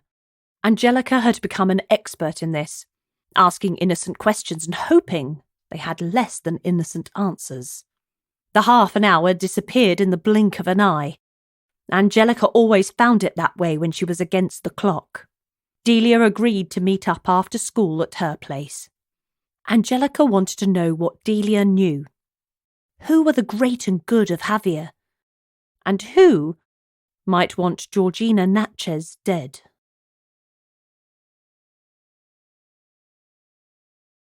Chapter 28. Tommy was excited on the way up to Auntie Delia's house. He liked spending time up there in the hills. Angelica hoped it would inspire him to work hard at school, get a great job, and earn loads of money. But more than all of this, she wanted him to be happy. Angelica drove slowly. Delia didn't. That meant Delia had enough time to get settled and get the kettle on before her friend arrived. As she pulled up and got out of the car, Angelica saw someone walking away from Delia's house, down the hill towards the sea in the distance. The person had appeared from a side street between Delia's place and the one next door, and they were in a rush. Angelica ushered Tommy inside, craning her neck to see the person walking down the hill away from the side of Delia's house. The back of his head seemed familiar. The scraggy brown hair and the way he held himself as he walked reminded her of someone she'd recently met. "Hey," Delia said as Angelica let herself in. Delia always left the door on the latch when she expected visitors. With the current climate of murder in the town, Angelica had no idea why her friend did this. "Hey," Angelica replied absently. "What's up?" Delia responded.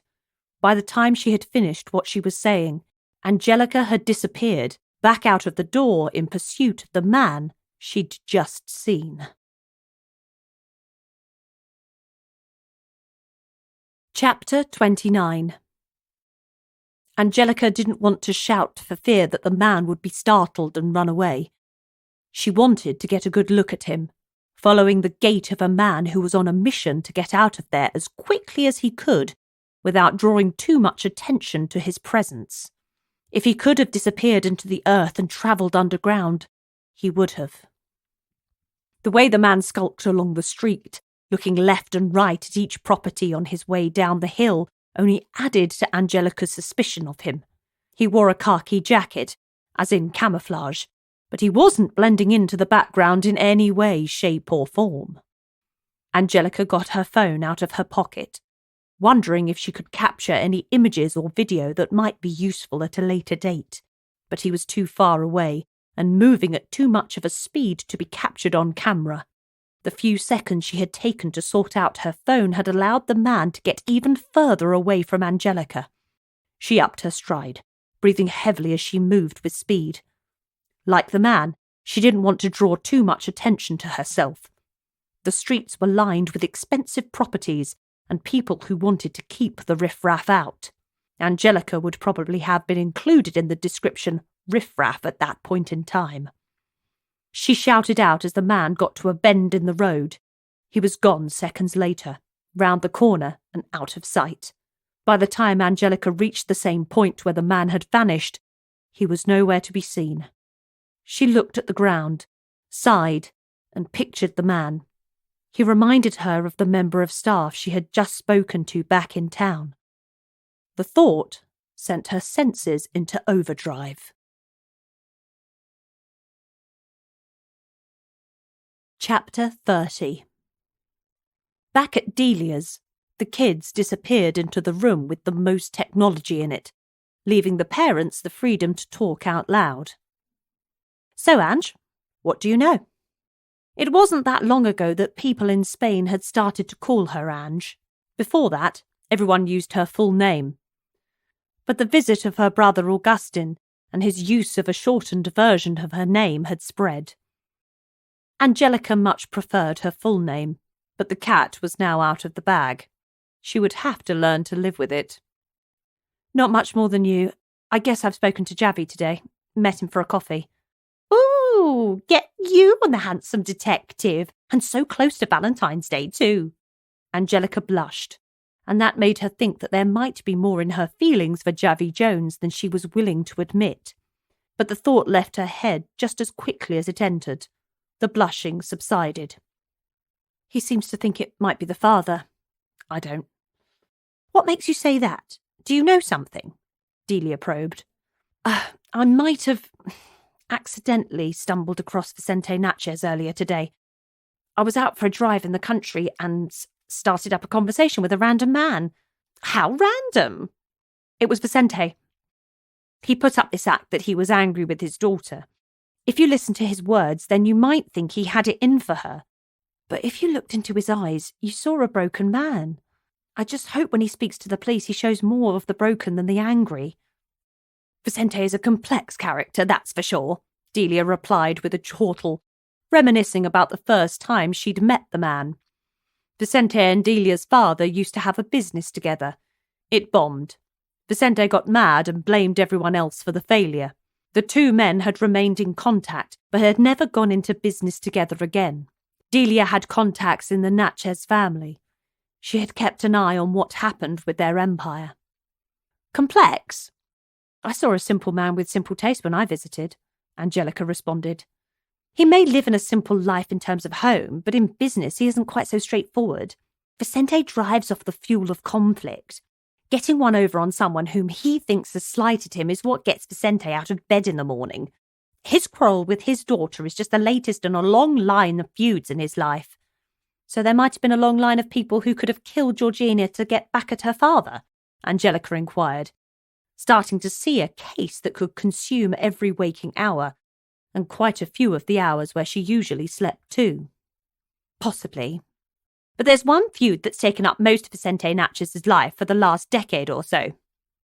Rodrigo Alcaraz and Vicente Natchez have been at each other's throats for some time now. It's an ego thing. They both want to be the top dog in town. They would step over each other's grandmothers to get ahead. Sounds like this Rodrigo should be part of any investigation, Angelica responded. Anyone who knows anything about Javier will know that these two don't like each other. Your detective friend will know well enough that this is a line of inquiry, but it isn't as much a line of inquiry as it used to be. What do you mean by that? Angelica asked. Well, the feud that raged red hot for years has cooled off recently. Vicente and Rodrigo were starting to do business together, unheard of 2 years ago.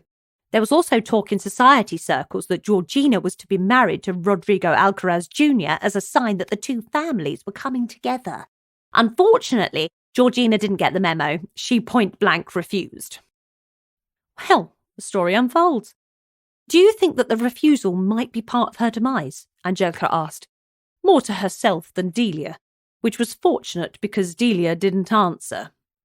The silence hung in the air for a few moments. As it passed, Angelica had one more question. The English guy who works for Vicente. Do you know him?" "Name?" Delia demanded. "Alex Grand." "No idea who he is. Shall we get the tea on for the kids?" And the subject matter of Georgina Natchez's murder disappeared for the rest of the evening. It became two friends and their kids all spending time together, eating food, chatting, and playing games. All the while, Angelica's mind wandered to that poor girl. She wanted to do all she could to help Georgina Natchez. Indeed, the whole Natchez family. Chapter 31. That night, all Angelica wanted to do was get Tommy to bed so she could do some research. A few new names had been added to the mix. She raced back from Delia's, got Tommy in and out of the bath in record time, and read him the shortest bedtime story she could find. Tommy was tired at any rate, so Angelica didn't feel like she was cheating him of anything. Angelica started on social media, the place where most of the world revealed their innermost secrets. But the men of the age of Vicente Natchez and Rodrigo Alcaraz weren't of the generation that used social media. She switched to the business pages, looking for some background on these two men, particularly Rodrigo. It didn't take long to find information about the business dealings of Vicente's longtime rival turned associate, and the rumours were true. A quick look at the business directories confirmed that these two men had started a couple of businesses together over the previous 18 months. There was little detail other than that. Even though she was sure that not all businesses made their way onto the site, she decided to look at the Spanish version of what she knew as Companies House from back in the UK. It was a record of people, companies, and filed accounts. Surely she would find something on that website. After some sifting through people with the same name, Angelica found the Rodrigo Alcaraz she was looking for and browsed his filed business history. More confirmation of his companies with Vicente Natchez, a few businesses with his wife Helena and his son Rodrigo Jr., nothing out of the ordinary there. But then something else struck her. She saw a name appear time and time again. It was clear that Rodrigo had a long-term business partner, and the name of this long-term business partner sent a shiver up the spine of Angelica Boyle. Jacinto Toledo. The man had a reputation for violence and extortion, among other things. Angelica had never met him, but his reputation preceded him. Jacinto was the crime lord in Javier, running a protection racket that took in just about every business in town. They all paid a little. In return, Jacinto gave them immunity from his gang of criminals. Refused to pay, and you ended up on his list. And what made matters worse, the latest company registered in Rodrigo's name had 3 directors in total. Rodrigo Alcaraz, Vicente Natchez, and Jacinto Toledo. Trouble was brewing.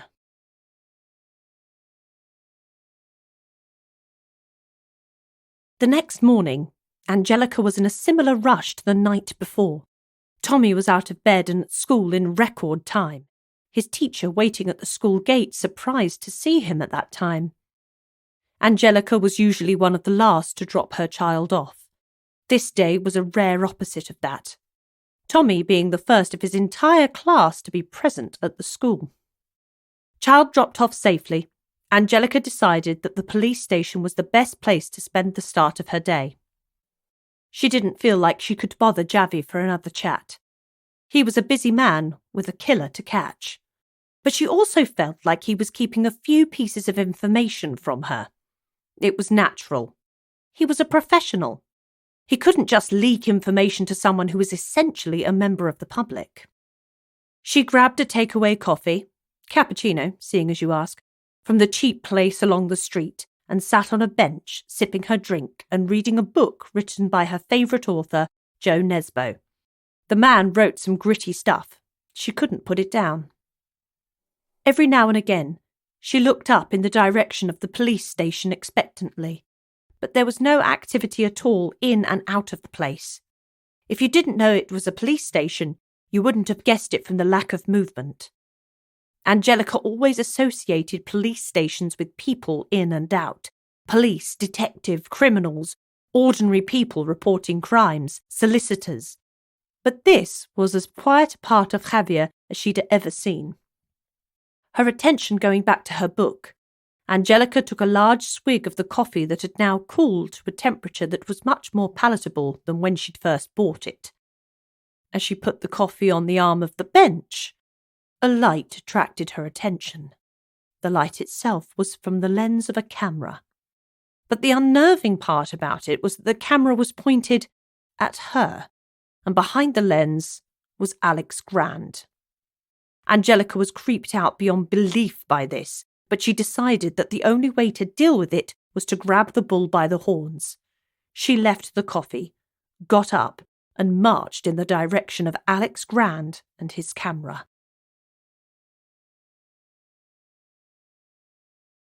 Chapter 33.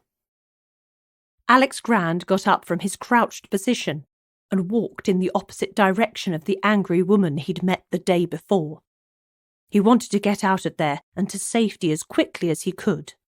His car was nearby, and then the open road. In seconds he could hide again. Alex Grand had had no idea that he would be spotted. Before he could get anywhere near his car, Angelica was on him, grabbing him by the shoulder. "What the hell are you up to?" she asked loudly enough to make him jump, but quiet enough to keep the conversation just between the two of them. "Who are you?" he asked by way of reply.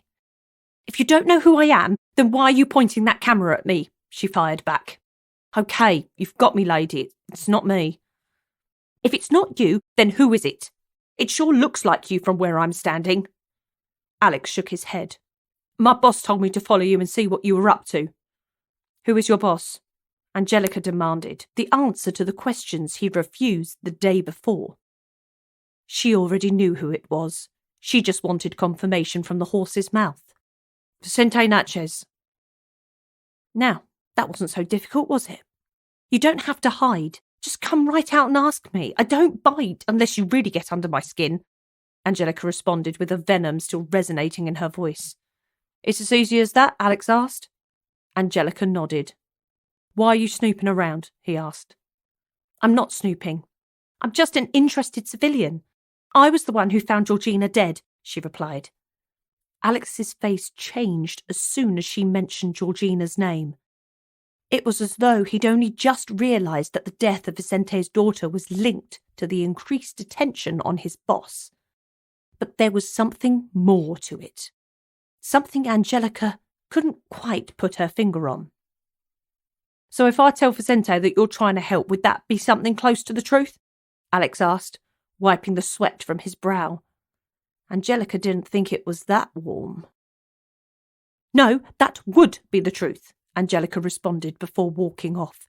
She'd had enough of the conversation. Alex Grand could tell his boss whatever he liked. It wouldn't stop her trying to find justice for Georgina Natchez.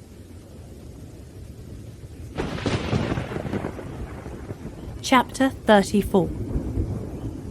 Angelica walked back to the bench near the police station, past the coffee shop. She decided that she needed to relieve her bladder of the prior coffee, plus get a fresh cup. After smiling at the barista and motioning towards the back of the cafe, Angelica returned minutes later and ordered another cappuccino to go. A moment of inspiration also prompted her to order a cafe solo to go too. Armed with 2 cuppers and a book, she went back to the same bench and witnessed the same level of inactivity around the front of the police station.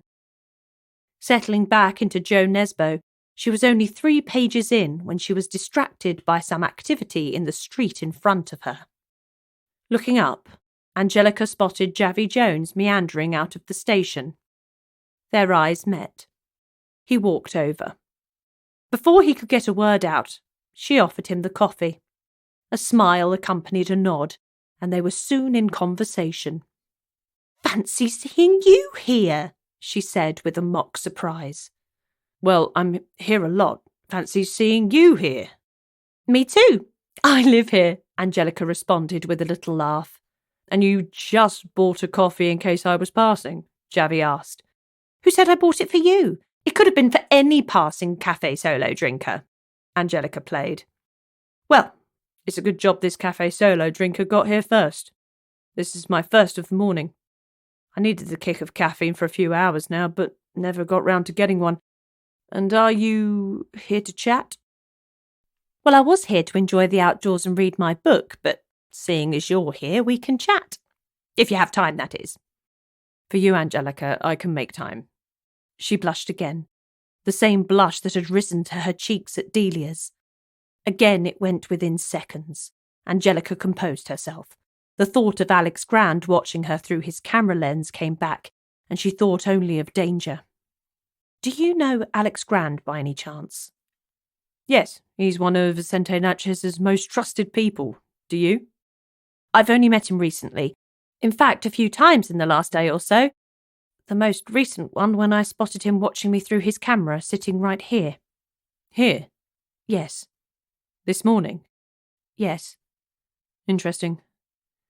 Is he someone you are interested in, Javi? Not especially, but he isn't someone we're going to rule out at this stage. His boss is far more interesting to us. Yes, I found him to be an interesting character, especially his business dealings, Angelica responded, running her hand through her hair only to find some cappuccino froth on it. She wiped it on the side of her dress away from Javi, hoping he hadn't seen. Nothing about his reaction gave away that he did. What do you mean? Javi asked the open question, and followed it with silence. Standard questioning tactics. Well, I understand that he's got into bed with Rodrigo Alcaraz recently after years of feuding, she explained, using the information Delia had furnished her with. Angelica wanted to give a little to Javi and hoped he'd give something in return. Yes, they look to have kissed and made up. And then there's the business with Jacinto Toledo. What? Jacinto Toledo and Vicente Natchez? Javi asked with a surprise. And Rodrigo Alcaraz, the three of them in business together. Now, that's a new one on me. Are you sure? Certain. The public records confirm it. Javi stroked his head and looked to the sky and sighed. Angelica, I don't know how you do it.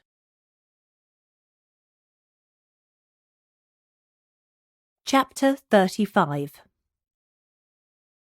All the while she spoke to Javi, the confusion about Alex Grand rose inside Angelica. Watching her, probably filming her, was an intrusion on her privacy. It made her feel unsafe. Was he watching when she dropped Tommy off at school? Was her child in danger? That was always the downside of investigating a murder case for Angelica. She loved the excitement, the rush of adrenaline when she uncovered a piece of vital information. But she always worried that she might be dragging Tommy into a world that he didn't deserve to be a part of. When she had seen Javi Jones re-enter the police station, Angelica decided to take matters into her own hands. She trusted Javi to deal with the likes of Rodrigo Alcaraz and Jacinto Toledo, but she needed to confront Vicente Natchez and get him to call his dodgy member of staff off from his spying duties. The drive to Vicente's house didn't take long. Angelica put her foot to the floor, pressing the accelerator to the point where it felt like it was going to burst through the bottom of the car. She was on a mission. Vicente was in the same clothing and the same location when she arrived. The golf balls weren't flying as far as they had done when she last visited. A sign that his anger had subsided? Maybe. She pushed her way through the same gap in the fence and approached him with loud stomping feet. He hadn't turned around when her car pulled up or when she fell through the fence. She didn't want to startle him. "What the hell are you playing at?" Angelica shouted as soon as Vicente turned around. He shrugged his shoulders, turned away, and fired a golf ball in the direction of Angelica's car, clearing the top of it by around 30 feet. He turned back to her. "What do you think you're playing at? You're here again. Didn't you get your fix of a broken man when you last arrived?" Vicente asked, looking like he was 10 years older than their last meeting, only a matter of around 26 hours before. "I'm not here to answer your questions," Angelica snarled through gritted teeth. She felt hard done by. A dangerous place to be. Well, kindly leave my property or I'll call the police. I'm sure they would still like to talk to you, so call away. Vicente picked his phone out of his pocket and started to dial. He looked at Angelica. When she didn't back off, he pressed a button on his phone and put it back away.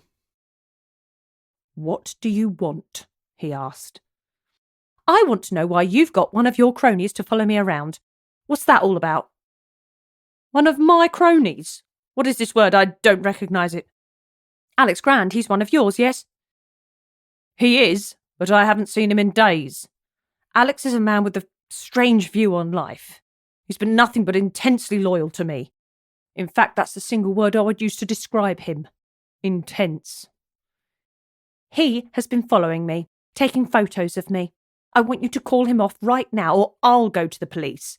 I don't think you want any more police attention at this moment in time, do you? I assure you that whatever Alex Grand is doing, this is off his own bat. I'll call him, but he hasn't been responding to me for a few days now. If I get through to him, I'll find out what he's up to, but I can't make any promises. As it had been the last time they met, Vicente's body language and facial expressions told nothing but the truth. Angelica believed him, and whether she believed him or not, she had little choice to leave matters in his hands. Chapter 36. Angelica thanked Vicente, scrambled through the fence, and got back into her car. She needed thinking time. As she drove, there was an overwhelming feeling that she was being followed. Angelica chastised herself for feeling that way and tried to get the thought out of her mind. But it persisted. Her mother had always said to her, "If you think it, then it's probably true." As a precaution, she drove a zigzag way home, away from Javier before doubling back around and doing a couple of laps at every roundabout. This would give her a better reflection of whether someone was following her. The images in the rear-view mirror changed every time, so Angelica felt reassured that she wasn't being followed. She had some shopping to do for the home, still trying to make it look more like her own place and less like the one the previous residents had left behind. The living room was the focus of her attention, and she imagined some new wall art and a rug to match. Angelica pulled into the port area of Javier, found a space in short order, and reverse parked her way in. More difficult on the way in, but much easier on the way out, she reckoned. Angelica entered the homeware shop that she had frequented in her time in the town. This time she entered with a mission and more cash than she'd had since her move to Spain. An endowment had matured. She was ready to spend. Angelica's attention was so focused on the shopping in hand that she had failed to spot the large 4x4 with tinted windows and a bumper sticker that said, "I stop for nobody. The world stops for me." Chapter 37. Angelica browsed the aisles one by one, making a mental note of the items she might like to come back to and where she saw them. Her shopping habits were like much of her life. She was organised and methodical. She couldn't wander the shop willy-nilly and hope that she saw something that caught her eye. She needed to take each aisle as it came, carefully assessing the items she saw for their colour, shape and size to see if they would match her home. It was more difficult adding to and subtracting from an existing room than it would have been starting from scratch, but she didn't have that option. New homes in Javier were reserved for those buying over those that rented, and there was an approximate 30% premium to pay for the privilege. Angelica got to the end of the shop before returning to the start. She picked out a couple of smaller pieces of wall art that would go together well, even though they were in different colours and from different collections. She had an eye for what would work together. The blue of one was the same hue as the green from the other, and the blue and green striped rug picked both of them out perfectly. There were far too much sea-washed greens and blues in Javier for Angelica's liking, They couldn't help it being this close to the Mediterranean. She wanted to start a movement that went against it, that tried some other colours, the ones with more vibrancy, more depth. Angelica took her items to the checkout with a smile on her face telling of a mission accomplished. With her hands full and without easy access to her pockets, she used the pay function on her phone to purchase the items. As Angelica closed down the pay function, she spotted a message on her phone, thinking it might have been from Javi or Delia, and connected to the case. She opened it. The message wasn't from Delia. It wasn't from Javi. It was another abusive message. Angelica had received many of these over the past few months. None had hit her with quite as much of a shock as this one.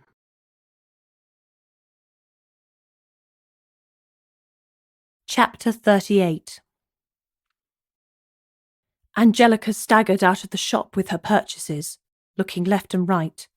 The message had disorientated her. She wasn't sure where she had parked the car.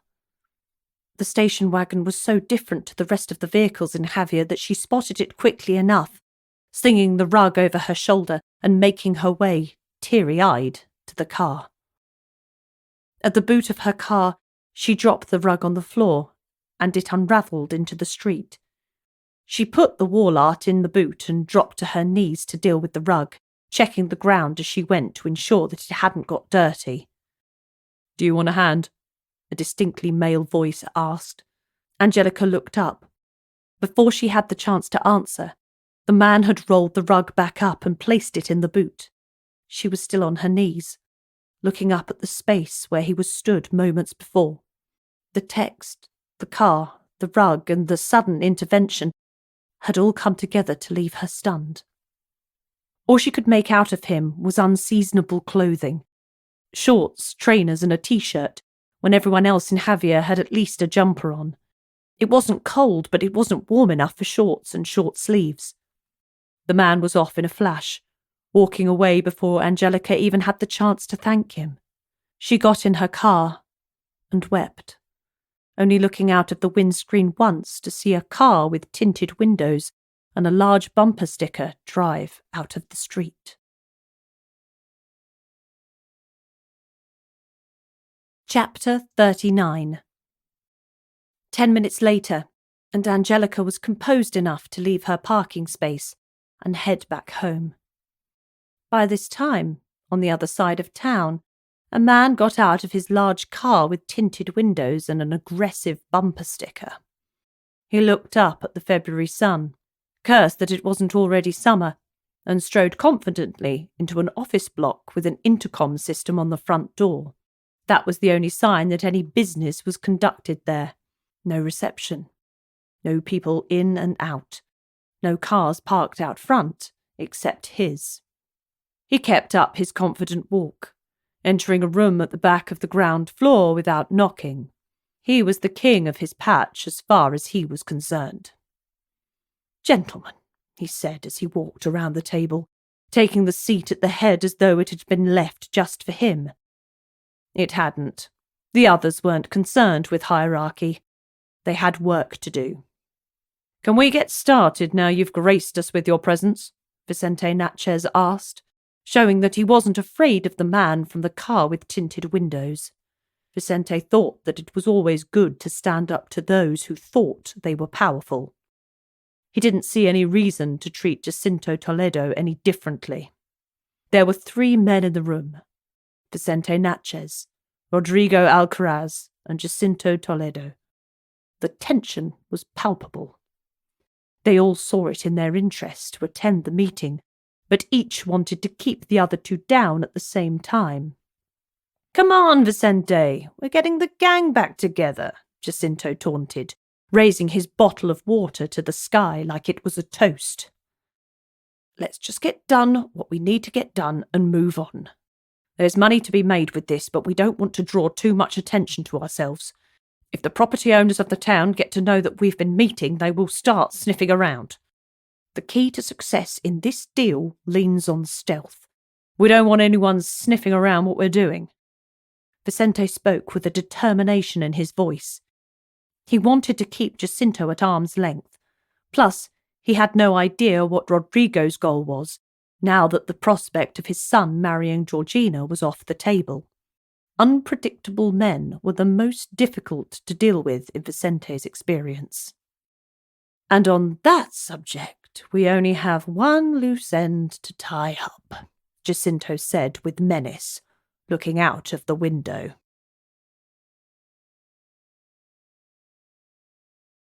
Chapter 40. Angelica popped back home to wash her face and reapply her makeup. She had read the text back a few times. They were always the same, full of menace from an unknown and untraceable number. She was sure it was Patty, Tommy's father, but she had been reassured Patty was still imprisoned back in the United Kingdom. That didn't necessarily stop him from sending messages, but did stop him from enacting the threats contained in them. Small solace, but some solace at least, Angelica thought. Washing her face thoroughly felt therapeutic, as though washing away the tears also washed away the pain that put those tears there. Angelica was strong. She needed to be. Now to apply the makeup that would help her feel like she was ready to leave the house. It would soon be time to pick Tommy up from school. 20 minutes later, and Angelica was at the school gates talking to the other mums about their day. Each had their own story of small drama. Losing a hubcap, forgetting a vital item from the shops, or getting stuck in traffic. These were the stories that made the day feel like it had been conquered. Angelica wasn't ready to share her higher drama with others she didn't know that well. Speaking to people at the school gates was different from having a close friend to confide in. She was dropping Tommy off with Delia after school, a play date arranged a few days before. She didn't have anything in particular to do, but Delia had offered to take Tommy for a while. Angelica took it as a chance to have some personal time. She would take a walk along the Arenal and up away from the front. She liked the contrast of the seafront followed by tree-lined streets and then a series of shops, offices and restaurants. She had in mind to walk through the Javier Tennis Club that was prouder than anywhere else in Javier to be linked to the former top tennis player David Ferrer. But anywhere would do. Chapter 41. Angelica parked her car at the Arenal, which was already getting busier. A good February day meant many people retired to the front after a day at school or work. It was their reward for a job well done. She left her car near the edge of the main car park where the Arenal turned a corner and travelled back towards the sea rather than away from it. She walked along the front before tracing the route she had mapped out in her head, away from the front, past the Chinese buffet restaurant, and then along the busy road to window shop restaurants. She didn't eat out much. There wasn't the budget for that. But she did like to look in and decide where she would visit when the cash flowed a little more freely. Angelica grew bored and walked much more quickly. The restaurants flowed past in a blur. She smelled the garlic wafting from restaurants of most cuisines, the universal ingredient. Waiters were setting up, expecting a steady trade at that time of year. The chefs were trying out new dishes in the hope that they might be popular enough to include on the menu come the summer. The sun was setting, casting a shadow even in the gaps where the buildings weren't tall enough to block it out. Angelica crossed the road near the tennis club, slowing her stride so she could make the decision whether to go in or not. Something caught her eye on the opposite side of the street in an alleyway next to an office block. Angelica crossed the street and recognised two things: the car with the blacked-out window and oversized bumper sticker, and Alex Grand with a listening device strapped to his head. Rather than approach him, Angelica left to run an errand, grabbing a piece of paper and a pen from her handbag as she did. Alex Grand would have to wait.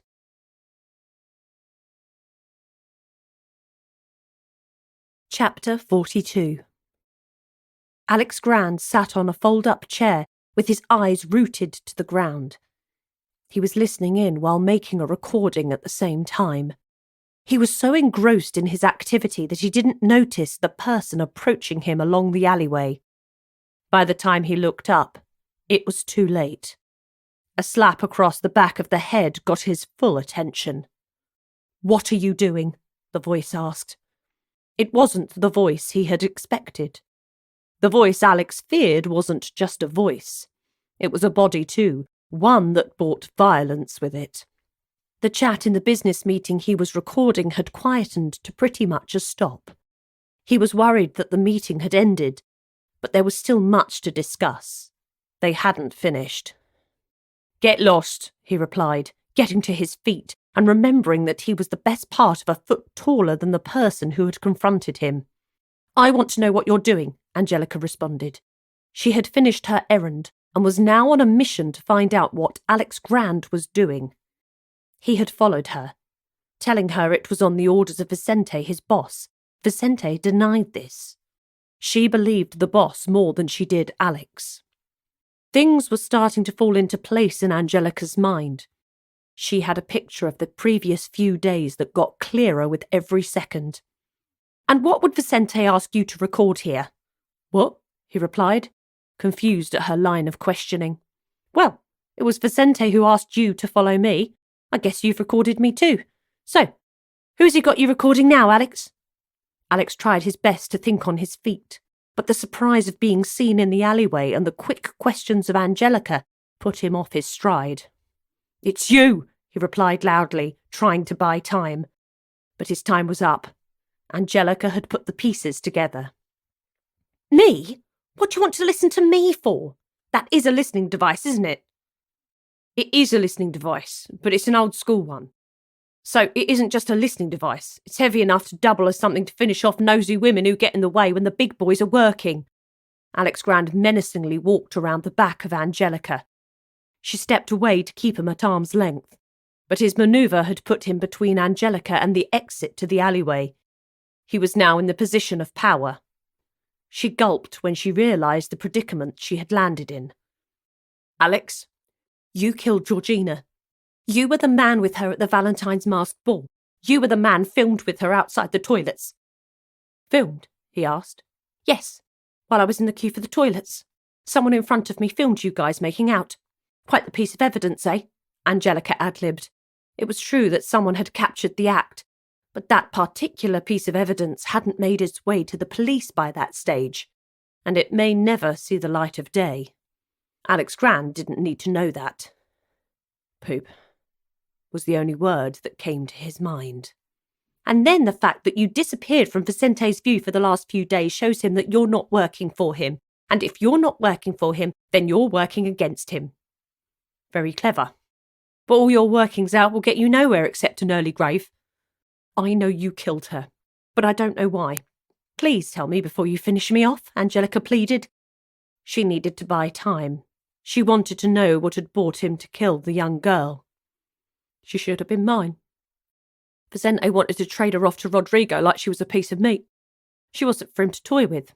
He treated everything and everyone like they were pawns in his business game. But Georgina was different. We were in love. At first, when he touted the idea of her marrying Rodrigo Jr., she resisted, but Vicente wore her down. That's what he does. If he wants his way, then he's relentless, going on until the other person just says yes, so they can shut him up. She gave in. And if I can't have her, then nobody can." The tears streamed down Alex's face. "And now I'm going to send you to the same place as Georgina." He raised the listening device above his head.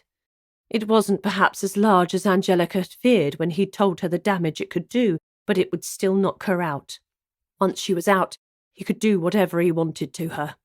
She flinched. A crashing sound filled her ears, but there was no pain to accompany it.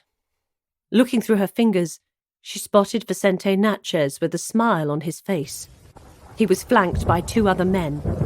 Angelica presumed they were Rodrigo Alcaraz and Jacinto Toledo. "You took your time," she joked. Vicente took a piece of paper out of his pocket.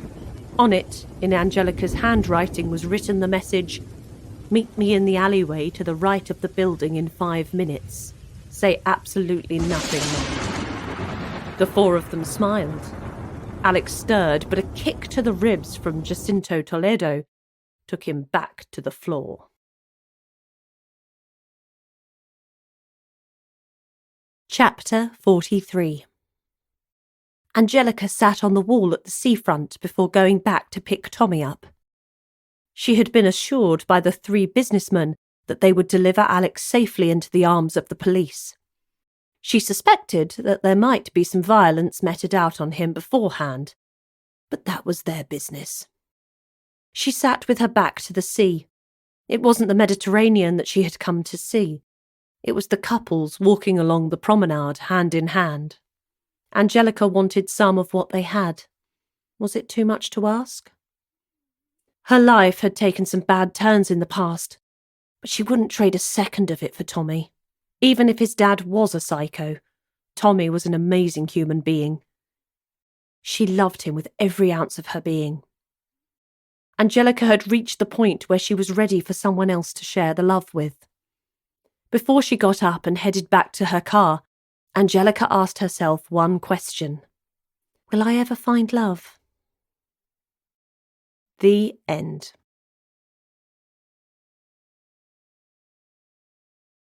Could the Easter Bunny kill? Chapter 1. One of the kids screamed. Another buried his face in his hands. The Easter Bunny ran across the beach as hundreds of children participated in the grand annual Easter egg hunt that had become part of Javier's Easter celebrations. Always a religious festival, some more commercial and child-friendly activities had been added over the years. As the bunny ran, there were several men in uniform running after him, trying their best to catch him up. But somehow, even in a suit that must have weighed a couple of stones, the bunny scampered away, leaving them in his wake. When they caught up with him, strong conversations would be had. The Easter Bunny elicited almost as much excitement as Father Christmas would have. Children dropped their eggs and scrambled to the centre of the beach where the bunny stopped and stood on a platform for all to see. Parents scurried to find their own child among a mass of excited toddlers to teens. The toddlers loved to see someone dressed up. The teens were far more interested in free chocolate. After the event, the excitement and the pounds of chocolate, the man in the suit disappeared to the edge of the beach with his minders in tow. They had eventually caught up with him and were back in their position as close protection officers for the most important imaginary character in all of Javier. The throng of kids and parents he left behind was quite a sight, reminding the close protection officers of the height of summer season. Easter was a great time to be in the town, having everything except the temperatures of July and August.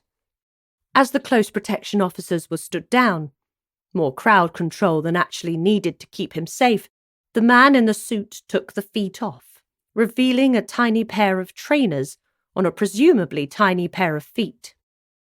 He looked through the heavy head of the costume to make sure he was on his own.